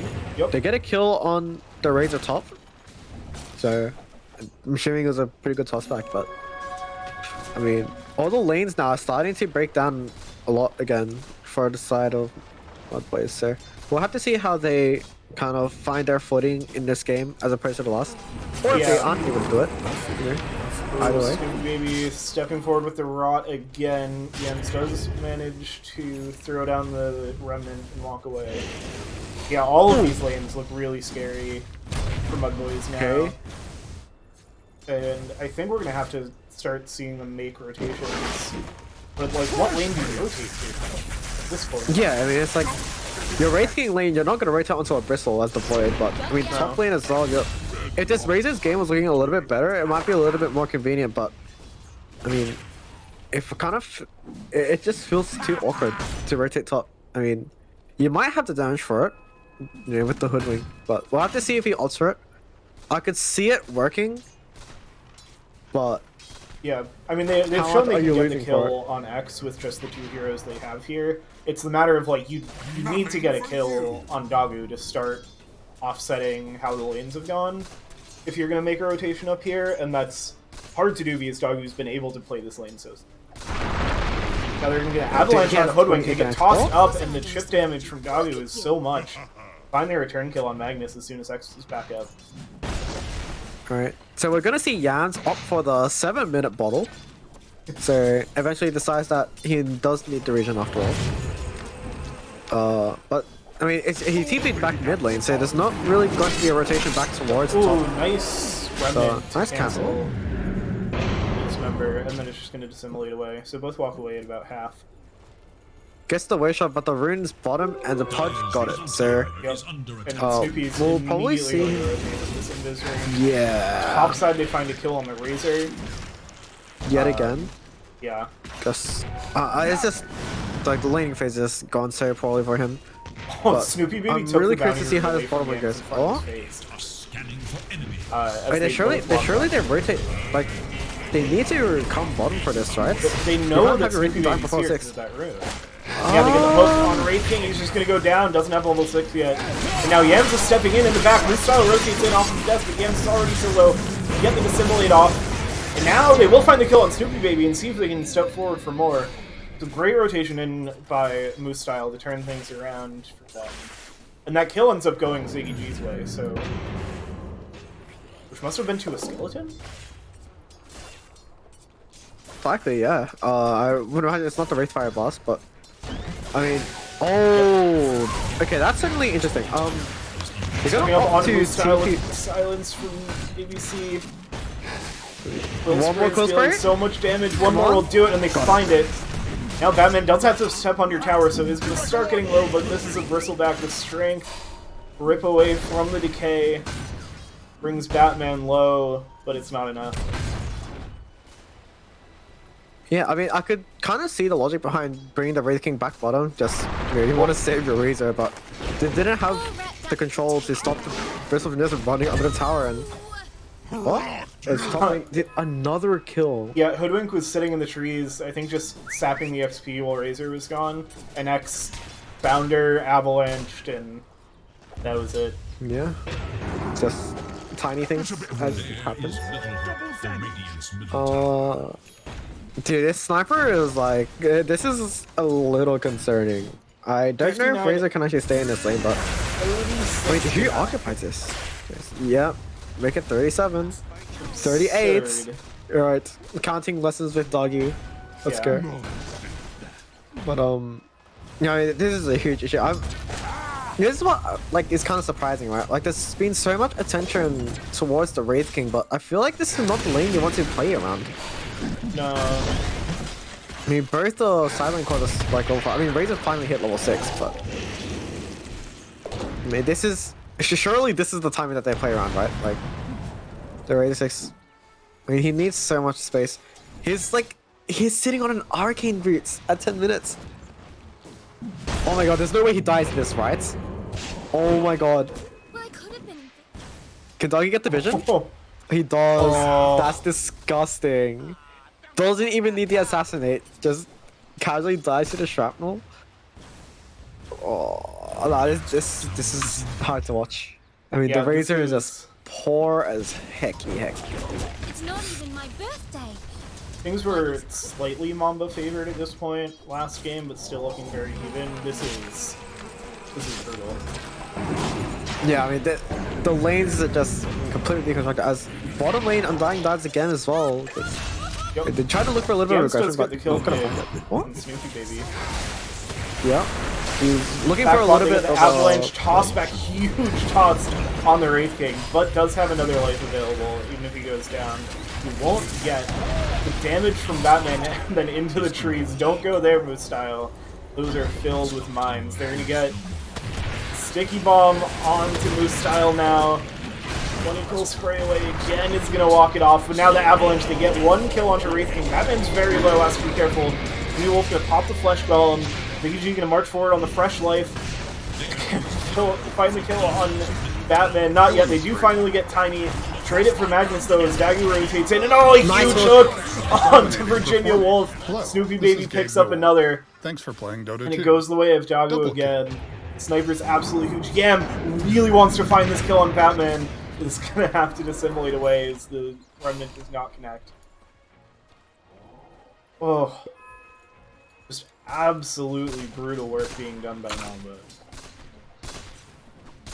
Yeah, I mean, it looks okay, but they couldn't finish the play off before Snoopy came back, right? So it was kind of doomed. Is indeed. I mean, I was kind of surprised to see Yams didn't Should look want the to middle tower. rotate to that in like while it was still in its early phases of the fight, because it looked like it was going to be pretty okay for them as a. Did they see the Techie CP? They did. Okay. Could have survived through that one. Yeah. Yeah, I was really worried that was gonna just turn into a hook, and then with the techies there, be the end of Yams pretty quickly, but Does walk that one off and off. Playing around a little bit. So Snoopy opted not to hook, so yeah, you're still gonna walk into the run instead, as Snoopy does. But, they're gonna flip the map here. Doggy's gonna start pushing the bottom tower. Bristle's occupying top. Tower's already dead here, so that's a lot of road control Again, going. gonna come down here and get the stun onto Doggy with the remnant. A lot of damage right off the bat, but the avalanche will slow things down. Gam staying on top of the sniper. Can they fell Dagu? Oh no, now the shots are coming in. They finally bring him down. Pick up the kill on X as well. So really good rotation pick from Mudboys. That's exactly what they need at this point. Huge kill on the sniper, who is 89 and 41. I haven't switched off of blast hits yet because that number is just ridiculous. Just gonna keep marveling at that number, but I mean that's exactly what they're looking for, right? As you said, like Wraith King's also getting all the space. Like obviously he can't sit top against a Bristle because it's just death sentence for him, but he's been able to occupy this area between tier 1 mid Oh and tier 2 no, bottom, just so. full walks right into an Indoor and Snoopy Baby. Pops the Flesh Golem, but it's not enough. The Techie's there as well. Ends up picking it up with the Prox Mines. And now Moose Style's gonna have to turn tail and run. Mamba march forward, back towards this bottom tower. You get the toss forward with Snoopy Baby into Moose Style, and the rod damage is so crazy. Moose Style immediately goes down. Oh. They snipe the sniper. Dagu steps forward, but now the hook, the blink forward from Snoopy Baby. Magnus is in trouble. Jump forward from ABC, and another kill for Dagu. I mean this, I don't know, dude. This guy's like just ridiculous. I don't know what gives you the confidence to die and then come back to the same area you died in and just pressure it anyways. Like, Yeah. I mean, I'm sure there's something about it, but like, I feel like a lot of snipers will see and see that you have over 40 denies, and you're like, yeah, I've already won this game actually. It's so true. I mean, he's probably feeling so strong, right? I mean, he has to. I don't know. I feel like a lot of the WLDL snipers we've seen, like, they'll kind of farm a really passive area of the map, kind of like, I don't know, play the same way you might with, I don't know, a more passive, like a Void without Chrono or something, like the way you position the map. But he's been pretty aggressive, and it's kind of awkward the lanes, right? As they're gonna run at him, but. Yeah, they get the Wraithfire Blast, but X is right there with the Avalanche, and now it's going to be trouble for Ziggy G. Does have the respawn available, so we'll come back, and now they've got 2 more heroes. Make it 3. The whole team's here. They're going to try to find the sniper once again. Hook connects onto Moose Style, which means there will be no save for Dagu. Yams picks up the Tiny in the trees, and Snoopy Baby forced to pick pull away. ABC going to think about rotating in, but will opt not to.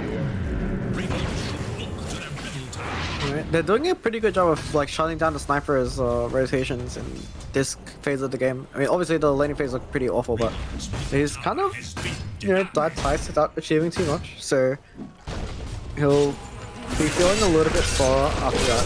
Mudboys playing a little forward pod side. Moose Style's getting it gone on by Sneaky Baby. They're going to try to keep him alive, but not enough as ABC jumps in. They will get the return kill onto the Techies with the Flesh Golem. Oh, they get the snipe into the back on Pudge. Won't be quite enough, but that will give Mudboys the confidence to step forward. Dagu's going to TP back into this lane again. X throws Virginia Wolf over to Snoopy Baby, and now Dagu's here. The Flesh Golem's way in the back line, but very tanky.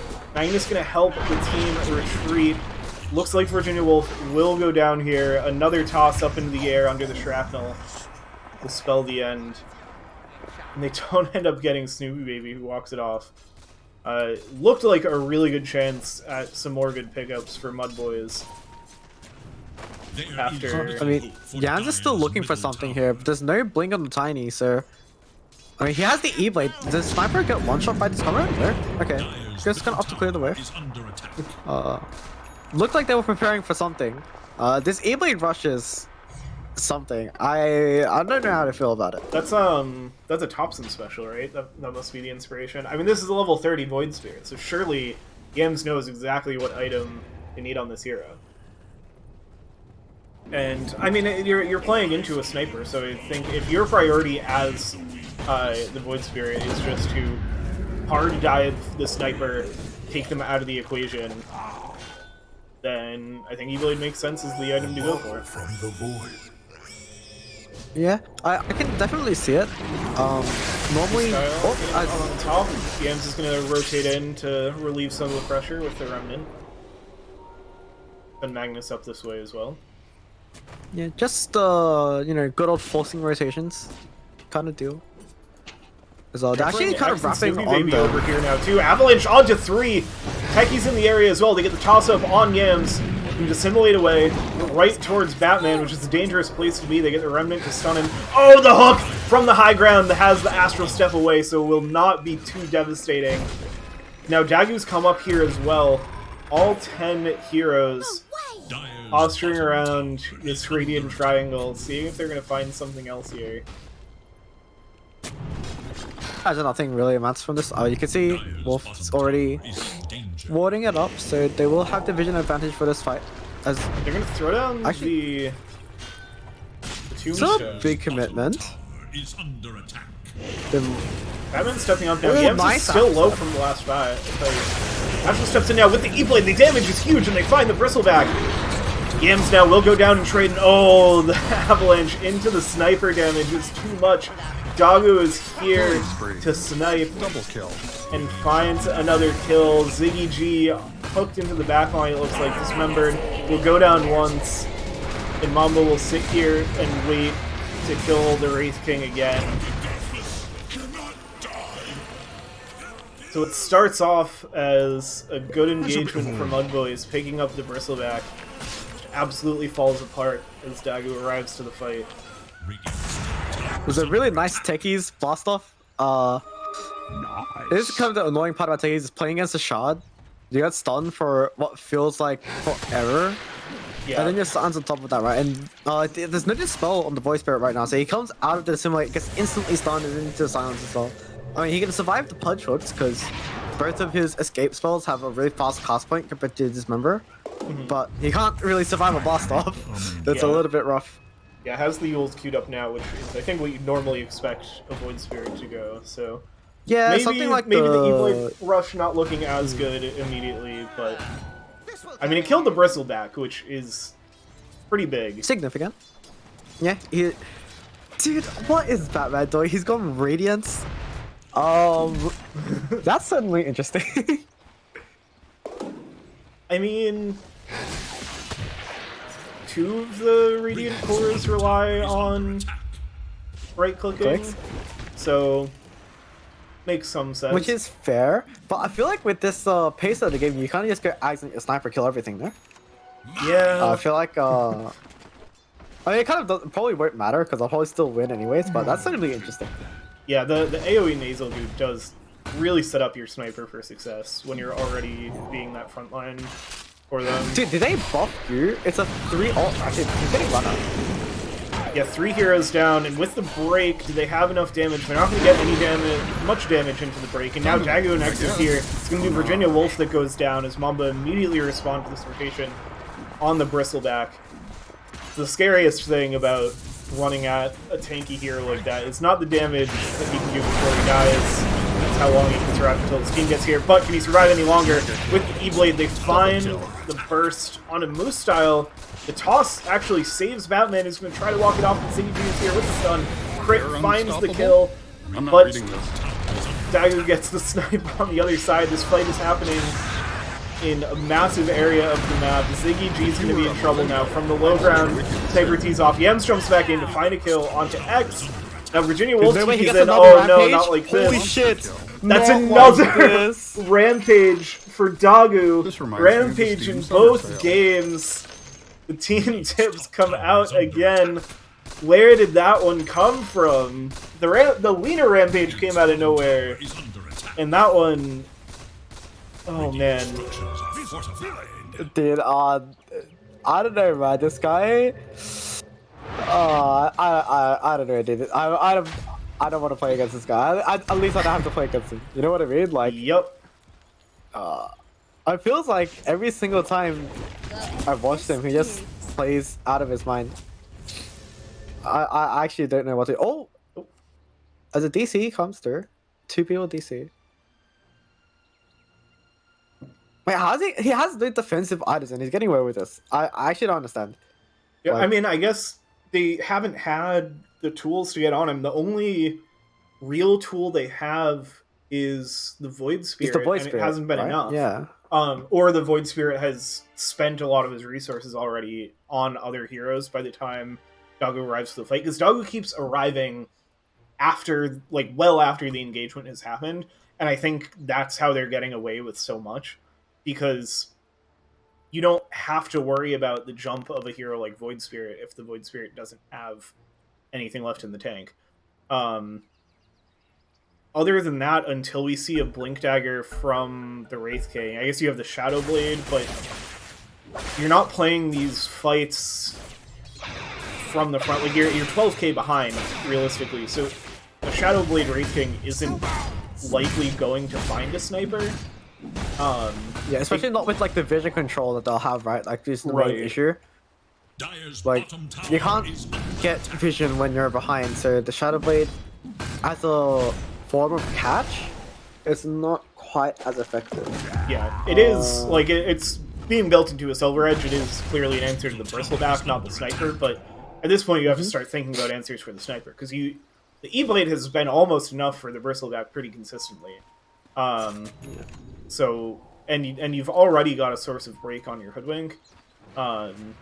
So what other than the Void Spirit do you have for the Sniper? Or does the Void Spirit just need to sit in the back, wait in every engagement until the Sniper shows up, and then spend everything are getting on top scanning of the for Sniper? enemies. Ooh, the Radiant Scan's gonna miss the Roche. They're kind of prodding at it a little bit, but looks like the Mamba Call is not to take it. We'll jump forward and find Yams, who has to dodge backwards. Beautiful dissimulate with that extra ring.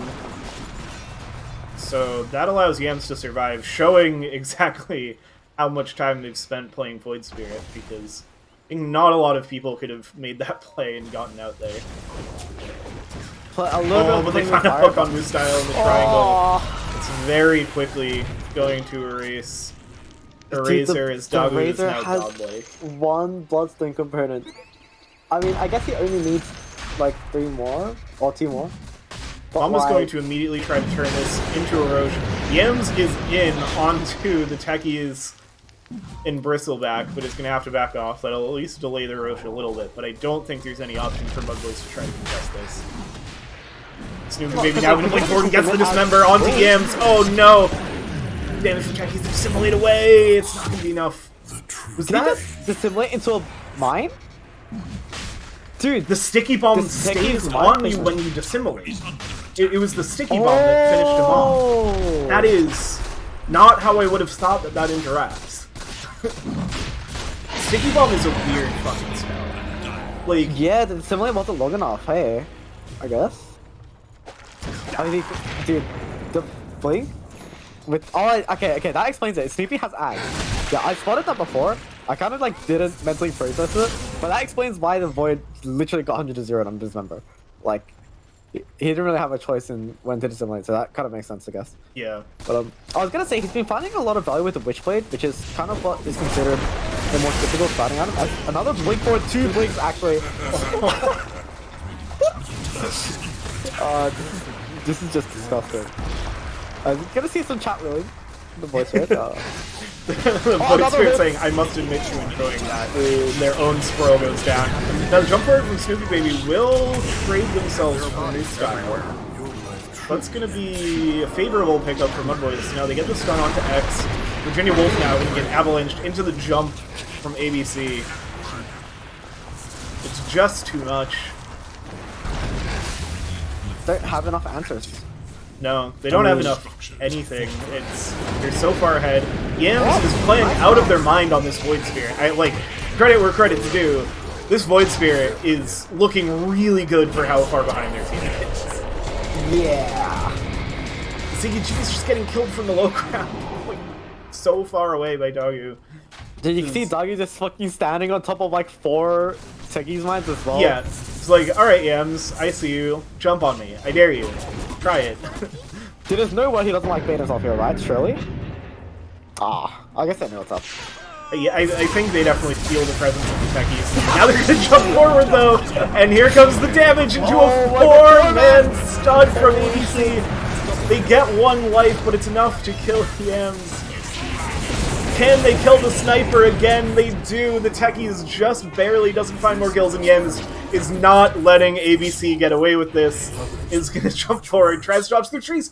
Did they get away? No, they get the vision, but the Yules from ABC. Yams dissimulates forward. Is it gonna be enough? Really running out of spells now, and with the static shield. Oh no, Snoopy Baby's here. Yams wants so bad to get his techies, if nothing else, just to make this game feel a little bit better. How they have Bristleback and Pudge chasing him down. Razor's gonna show up too, so maybe they can turn this into something, but no, they dismember the Rot. It's all too much. Yams goes down. X has arrived too.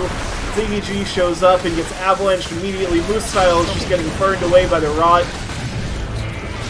To get the stun onto X, Virginia Wolf steps in. This Rot damage is absolutely insane. Snoopy Baby is getting chunked down by Ziggy G and the skeletons. The final shot comes from the Hoodwink. Now here's the avalanche, and Batman steps back in to find the kill on the Wraith King. And oh my goodness. Hey, if nothing else, Mudboys are finding a way to keep this game fun. Yeah, I mean, it's just watching the voice spirit just casually dive into 5 people. But the techies value in that mid-fight, and then the buyback as well. I mean, yeah, just a roller coaster of a fight, really. But yeah, true, when is it going to be Team Mamba? And Mamba's going to pick up the outpost, and Moose Style is not going to let X get away from that. But they're going to TB2 heroes in, so Moose Style has to get the hell out of here. Whoa, that distance with the Aether Lens and the Eye of the Vizier. And now Doc is up on the high ground. Oh no. Wait, you can't plant the proximity ones from so far away, actually. Yeah, that was kind of nuts. The cast range is really absurd on the techies. Huh. Okay, I'm learning something new every day. Yeah, looking at that range is ridiculous. I feel like that's like, it's longer than his auto attack range, right? Yeah. Literally longer than his attack range. That's nuts. He has a 700 attack range. That's kind of crazy. Anyway. Well, he also has the cast range neutral, that's why. Okay, that makes sense. Yeah, I didn't catch that. So it's putting him over the edge. Not a common support item, right? I mean, the max mana is kind of... Yeah, I never like the max mana. They're gonna try to blow up Batman. It's gonna be Virginia Wolf that goes down. They get the break, so maybe it will be enough as Yam's gonna jump forward into all of these heroes again. Will not. There's 6 earned charges on the tiny. This is gonna get healed up bit by bit. And he finally has the axe, so... Speaking of long range, attack range on the sniper. I mean, it's just normal sniper things. So just how far away they're able to stand and get damage on these buildings. It's so ridiculous.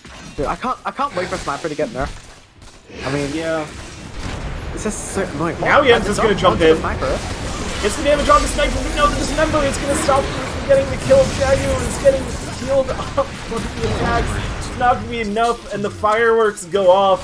And no, Ziggy G comes in from the back. Too late. It's gonna get chased down now, hooked back up to their own high ground. This is Mamba's high ground now. Ziggy G goes down. That's the only buyback left. And are they gonna wait sure to they see just, if like, someone hit the respawns? But I mean, the sniper is just too strong.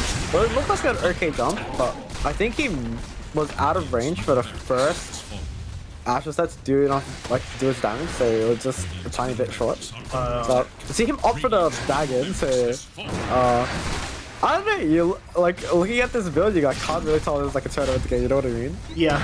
It's kind of wild. It looks like a meme you can build, definitely see what his like intentions are, right? Like, yeah. the intention's very clear. He's just so far behind, he can't get away with it. Yeah. So, Moonshot on the sniper, no BKB, dude. This guy's a Chad. Yeah. Holy. I mean, it has hardly been threatened this game.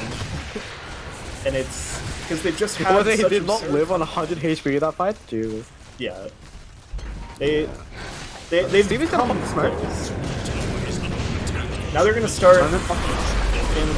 Like, flesh too much. Oh my goodness. Oh, don't Batman, in the fountain, facing backwards. Yeah, you better die for that, dude.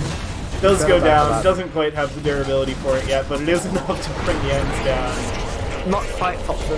Mega kill. Can't go wrong with that one. And the sniper keeps pinging away. Ziggy G gonna step up and get pushed right back by the headshots. Magnus is gonna try to get the stun. Will eventually bushwhack them and is able to scurry away.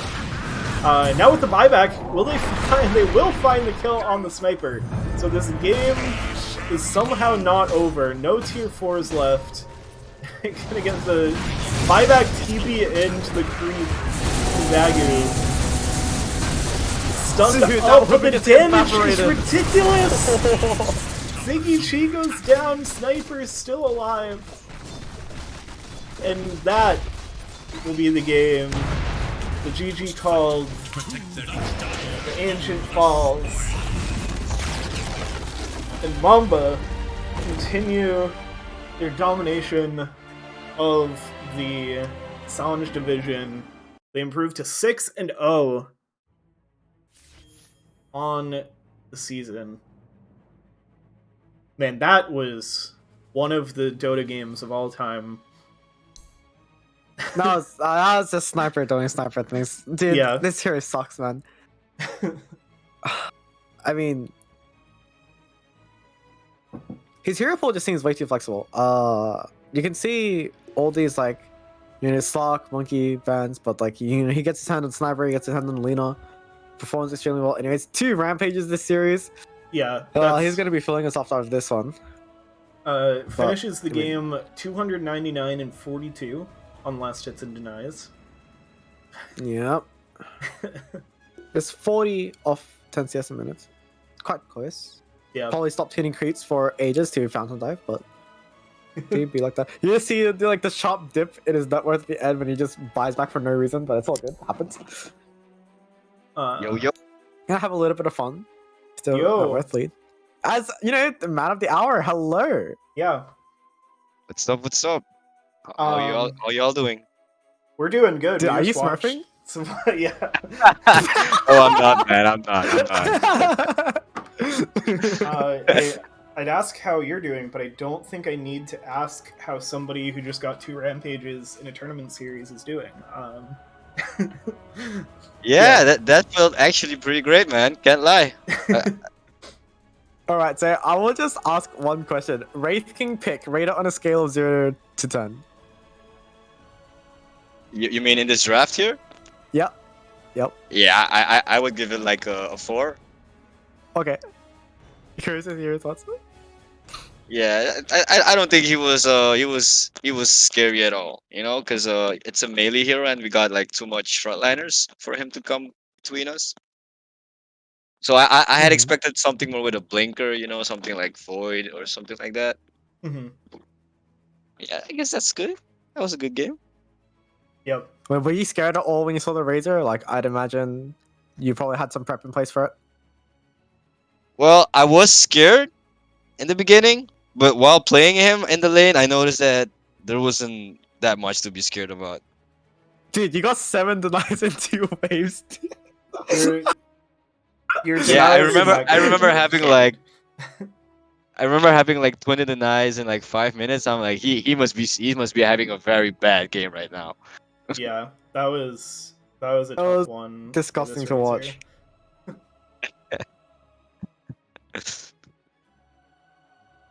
Okay, you got any questions for him? Trying to think what is good to ask about in a game like this. I mean, the draft. Exactly, right? The draft for this game was pretty interesting. We talked about like the Razor and the Wraith King, but for your side, we've been seeing a lot of openings like Lena and Razor and Viper. Like these are the classic things. You guys come out and go Techie's tiny. Like, is this something that you felt like was a strong draft? Was this something that you just wanted to try out because you felt like the game one went well enough, you had a little space to breathe, or is this the new tech, especially into the Razor first pick? So to be honest, I don't want to say this, but we were kind of trolling in the beginning, and then we were like, no, and then we actually picked it. Mhm. So it wasn't meant to be picked, the techies. But then we were like, all right, whatever, we already picked it, so let's just go with it. Yeah, I mean, it looked good. ABC went 12-2 on it. Um, Dude, that and minefield where they dived you as 5 people and then the whole like 3 must exploded, then you got a 4-man stun. Like, oh, yeah, that's some techies play, dude. That was nuts, actually. yeah, with the shard and the Eye of the Vizier to have just absurd cast range was like, how are you allowed to do this? Yeah, man. He played very great, man. Like I remember the fight at the mid tower near there. He was like I already placed like 5 mines, try to bait them to here. Mhm. And then they all came and then I died. I was like, it didn't work as you thought it would, man. Yeah, I feel like it was just like a literal minefield waiting to happen. Mhm. But Exactly. I was gonna ask you because your Lena performance in the first game to me was really surprising because I thought they had a lot of answers for what you guys were looking to do. But I mean, how do you feel playing that game and at the end of the draft and stuff? Like, you confident? Like, were you worried about how that was gonna shape out at all? Were you like just vibing?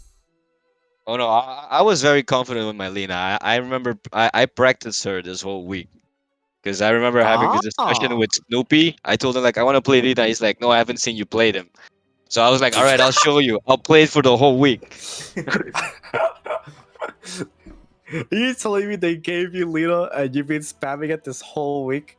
Yeah, That's just pretty wild. It's really because like the hero's so strong, right? Like I feel like that's pretty surprising. it's Yeah. it's pretty broken. I would put it on the top of I would put it on the top of the carry list at the moment because yeah, it's Mm. strong super early.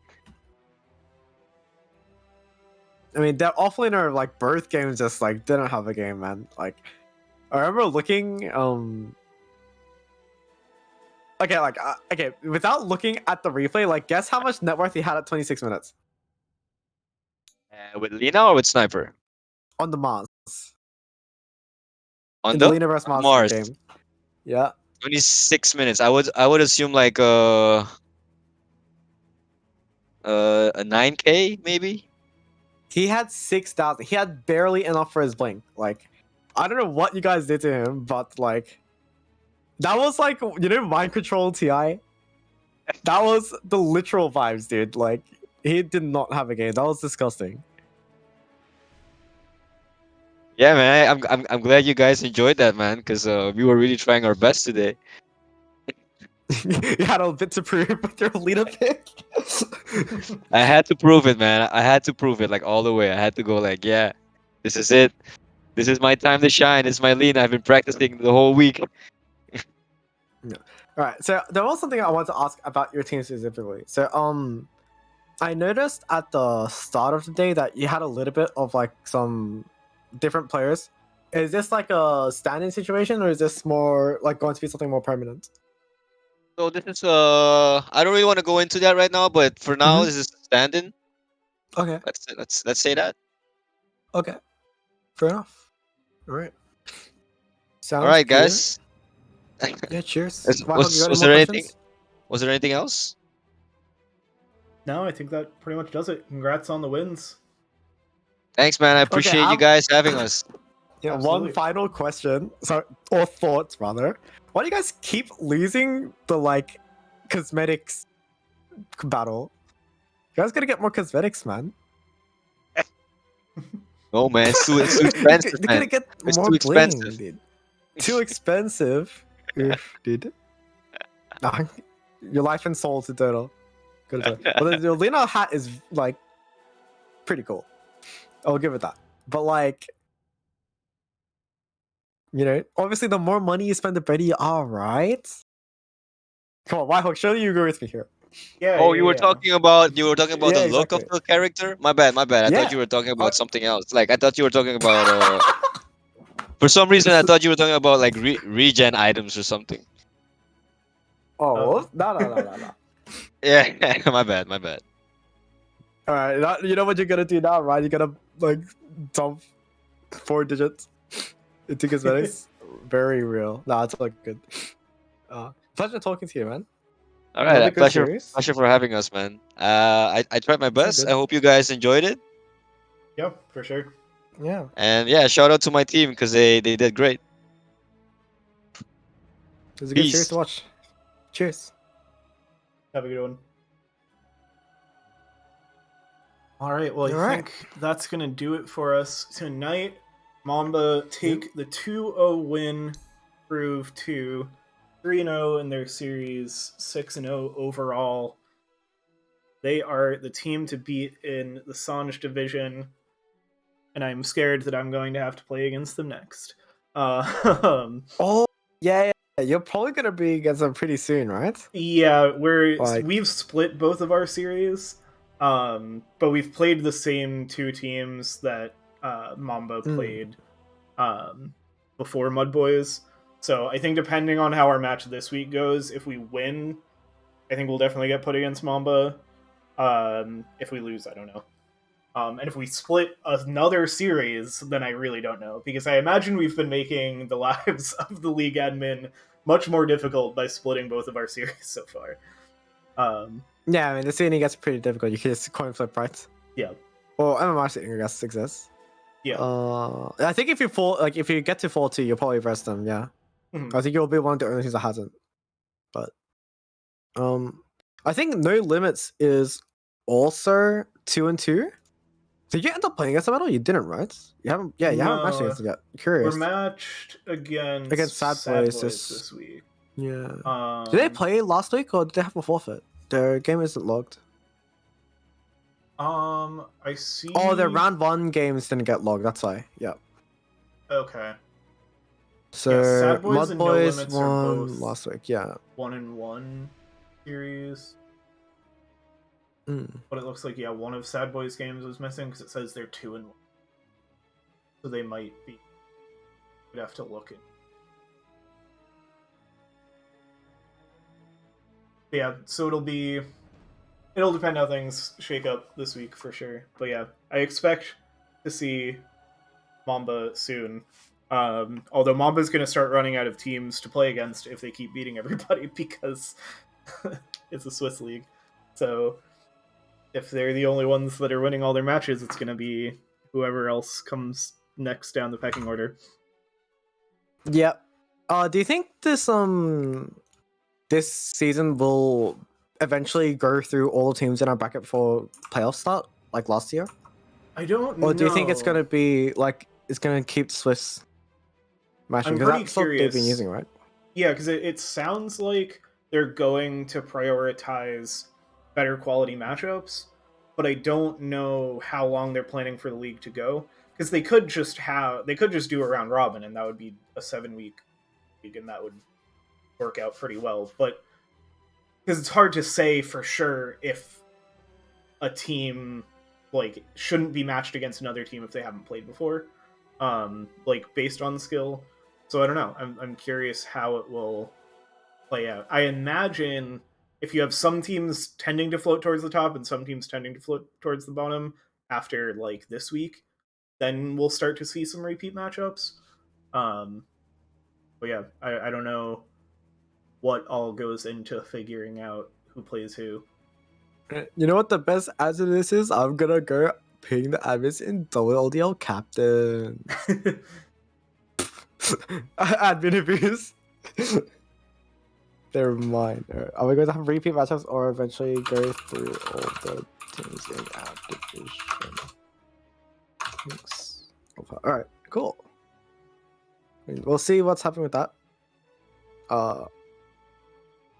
I think- Honestly, yeah, I mean that series was rough to watch. I Yeah. mean, it was soul crushing. I mean, but good on Mudboys for like staying really persistent. I didn't mention that, but like, it takes a lot of strength to, continue playing through those games even when you're like, about to get third and stuff. Like, it's hard. yeah, It's a hard position to be in. yeah, they really played it Like- out to the Like the literal end. the literal right? end. Like they didn't give out on hope, which sometimes feels weird in tournament play because you're like you have the option to GG out. Like everybody is getting the feeling that this is the end of the game, but sometimes it like you can have those crazy plays. They definitely had a chance like if something really crazy happened or if Mamba went hard into Fountain where they could have kept the game going a little longer. I don't know if it would have been enough to turn the game, but yeah, it definitely takes a lot to stick in. And also, well, before that, when it's this game's going bad, but like we can't give in yet because we still, you know, have our whole base or whatever. Like when it's earlier in the game, sticking with it, and I felt like they did, even in this game, which felt really, really one-sided from a pretty early point. Like again, Yam's performance on the Void Spirit was just bonkers, and like is definitely going to be a hero I ban if we play against Mudboys because like that Yams was keeping them in the game. Yams was keeping the game interesting, both just from a spectator perspective, and then also like, okay, maybe if Yams just keeps playing out of their mind, then they can solo something carry will this happen, game. right? But Yeah. It's like, yeah, they're finding these crazy picks and making things happen. So like that was fun to watch. Yeah. Yeah, all right. I think we're going to wrap things up there. Thanks, everybody, for joining us. Looking forward to more of these games. As always, keep an eye on the WLD Discord. That's where you can see when the games are coming up next. Have a great night or whatever time zone you're in.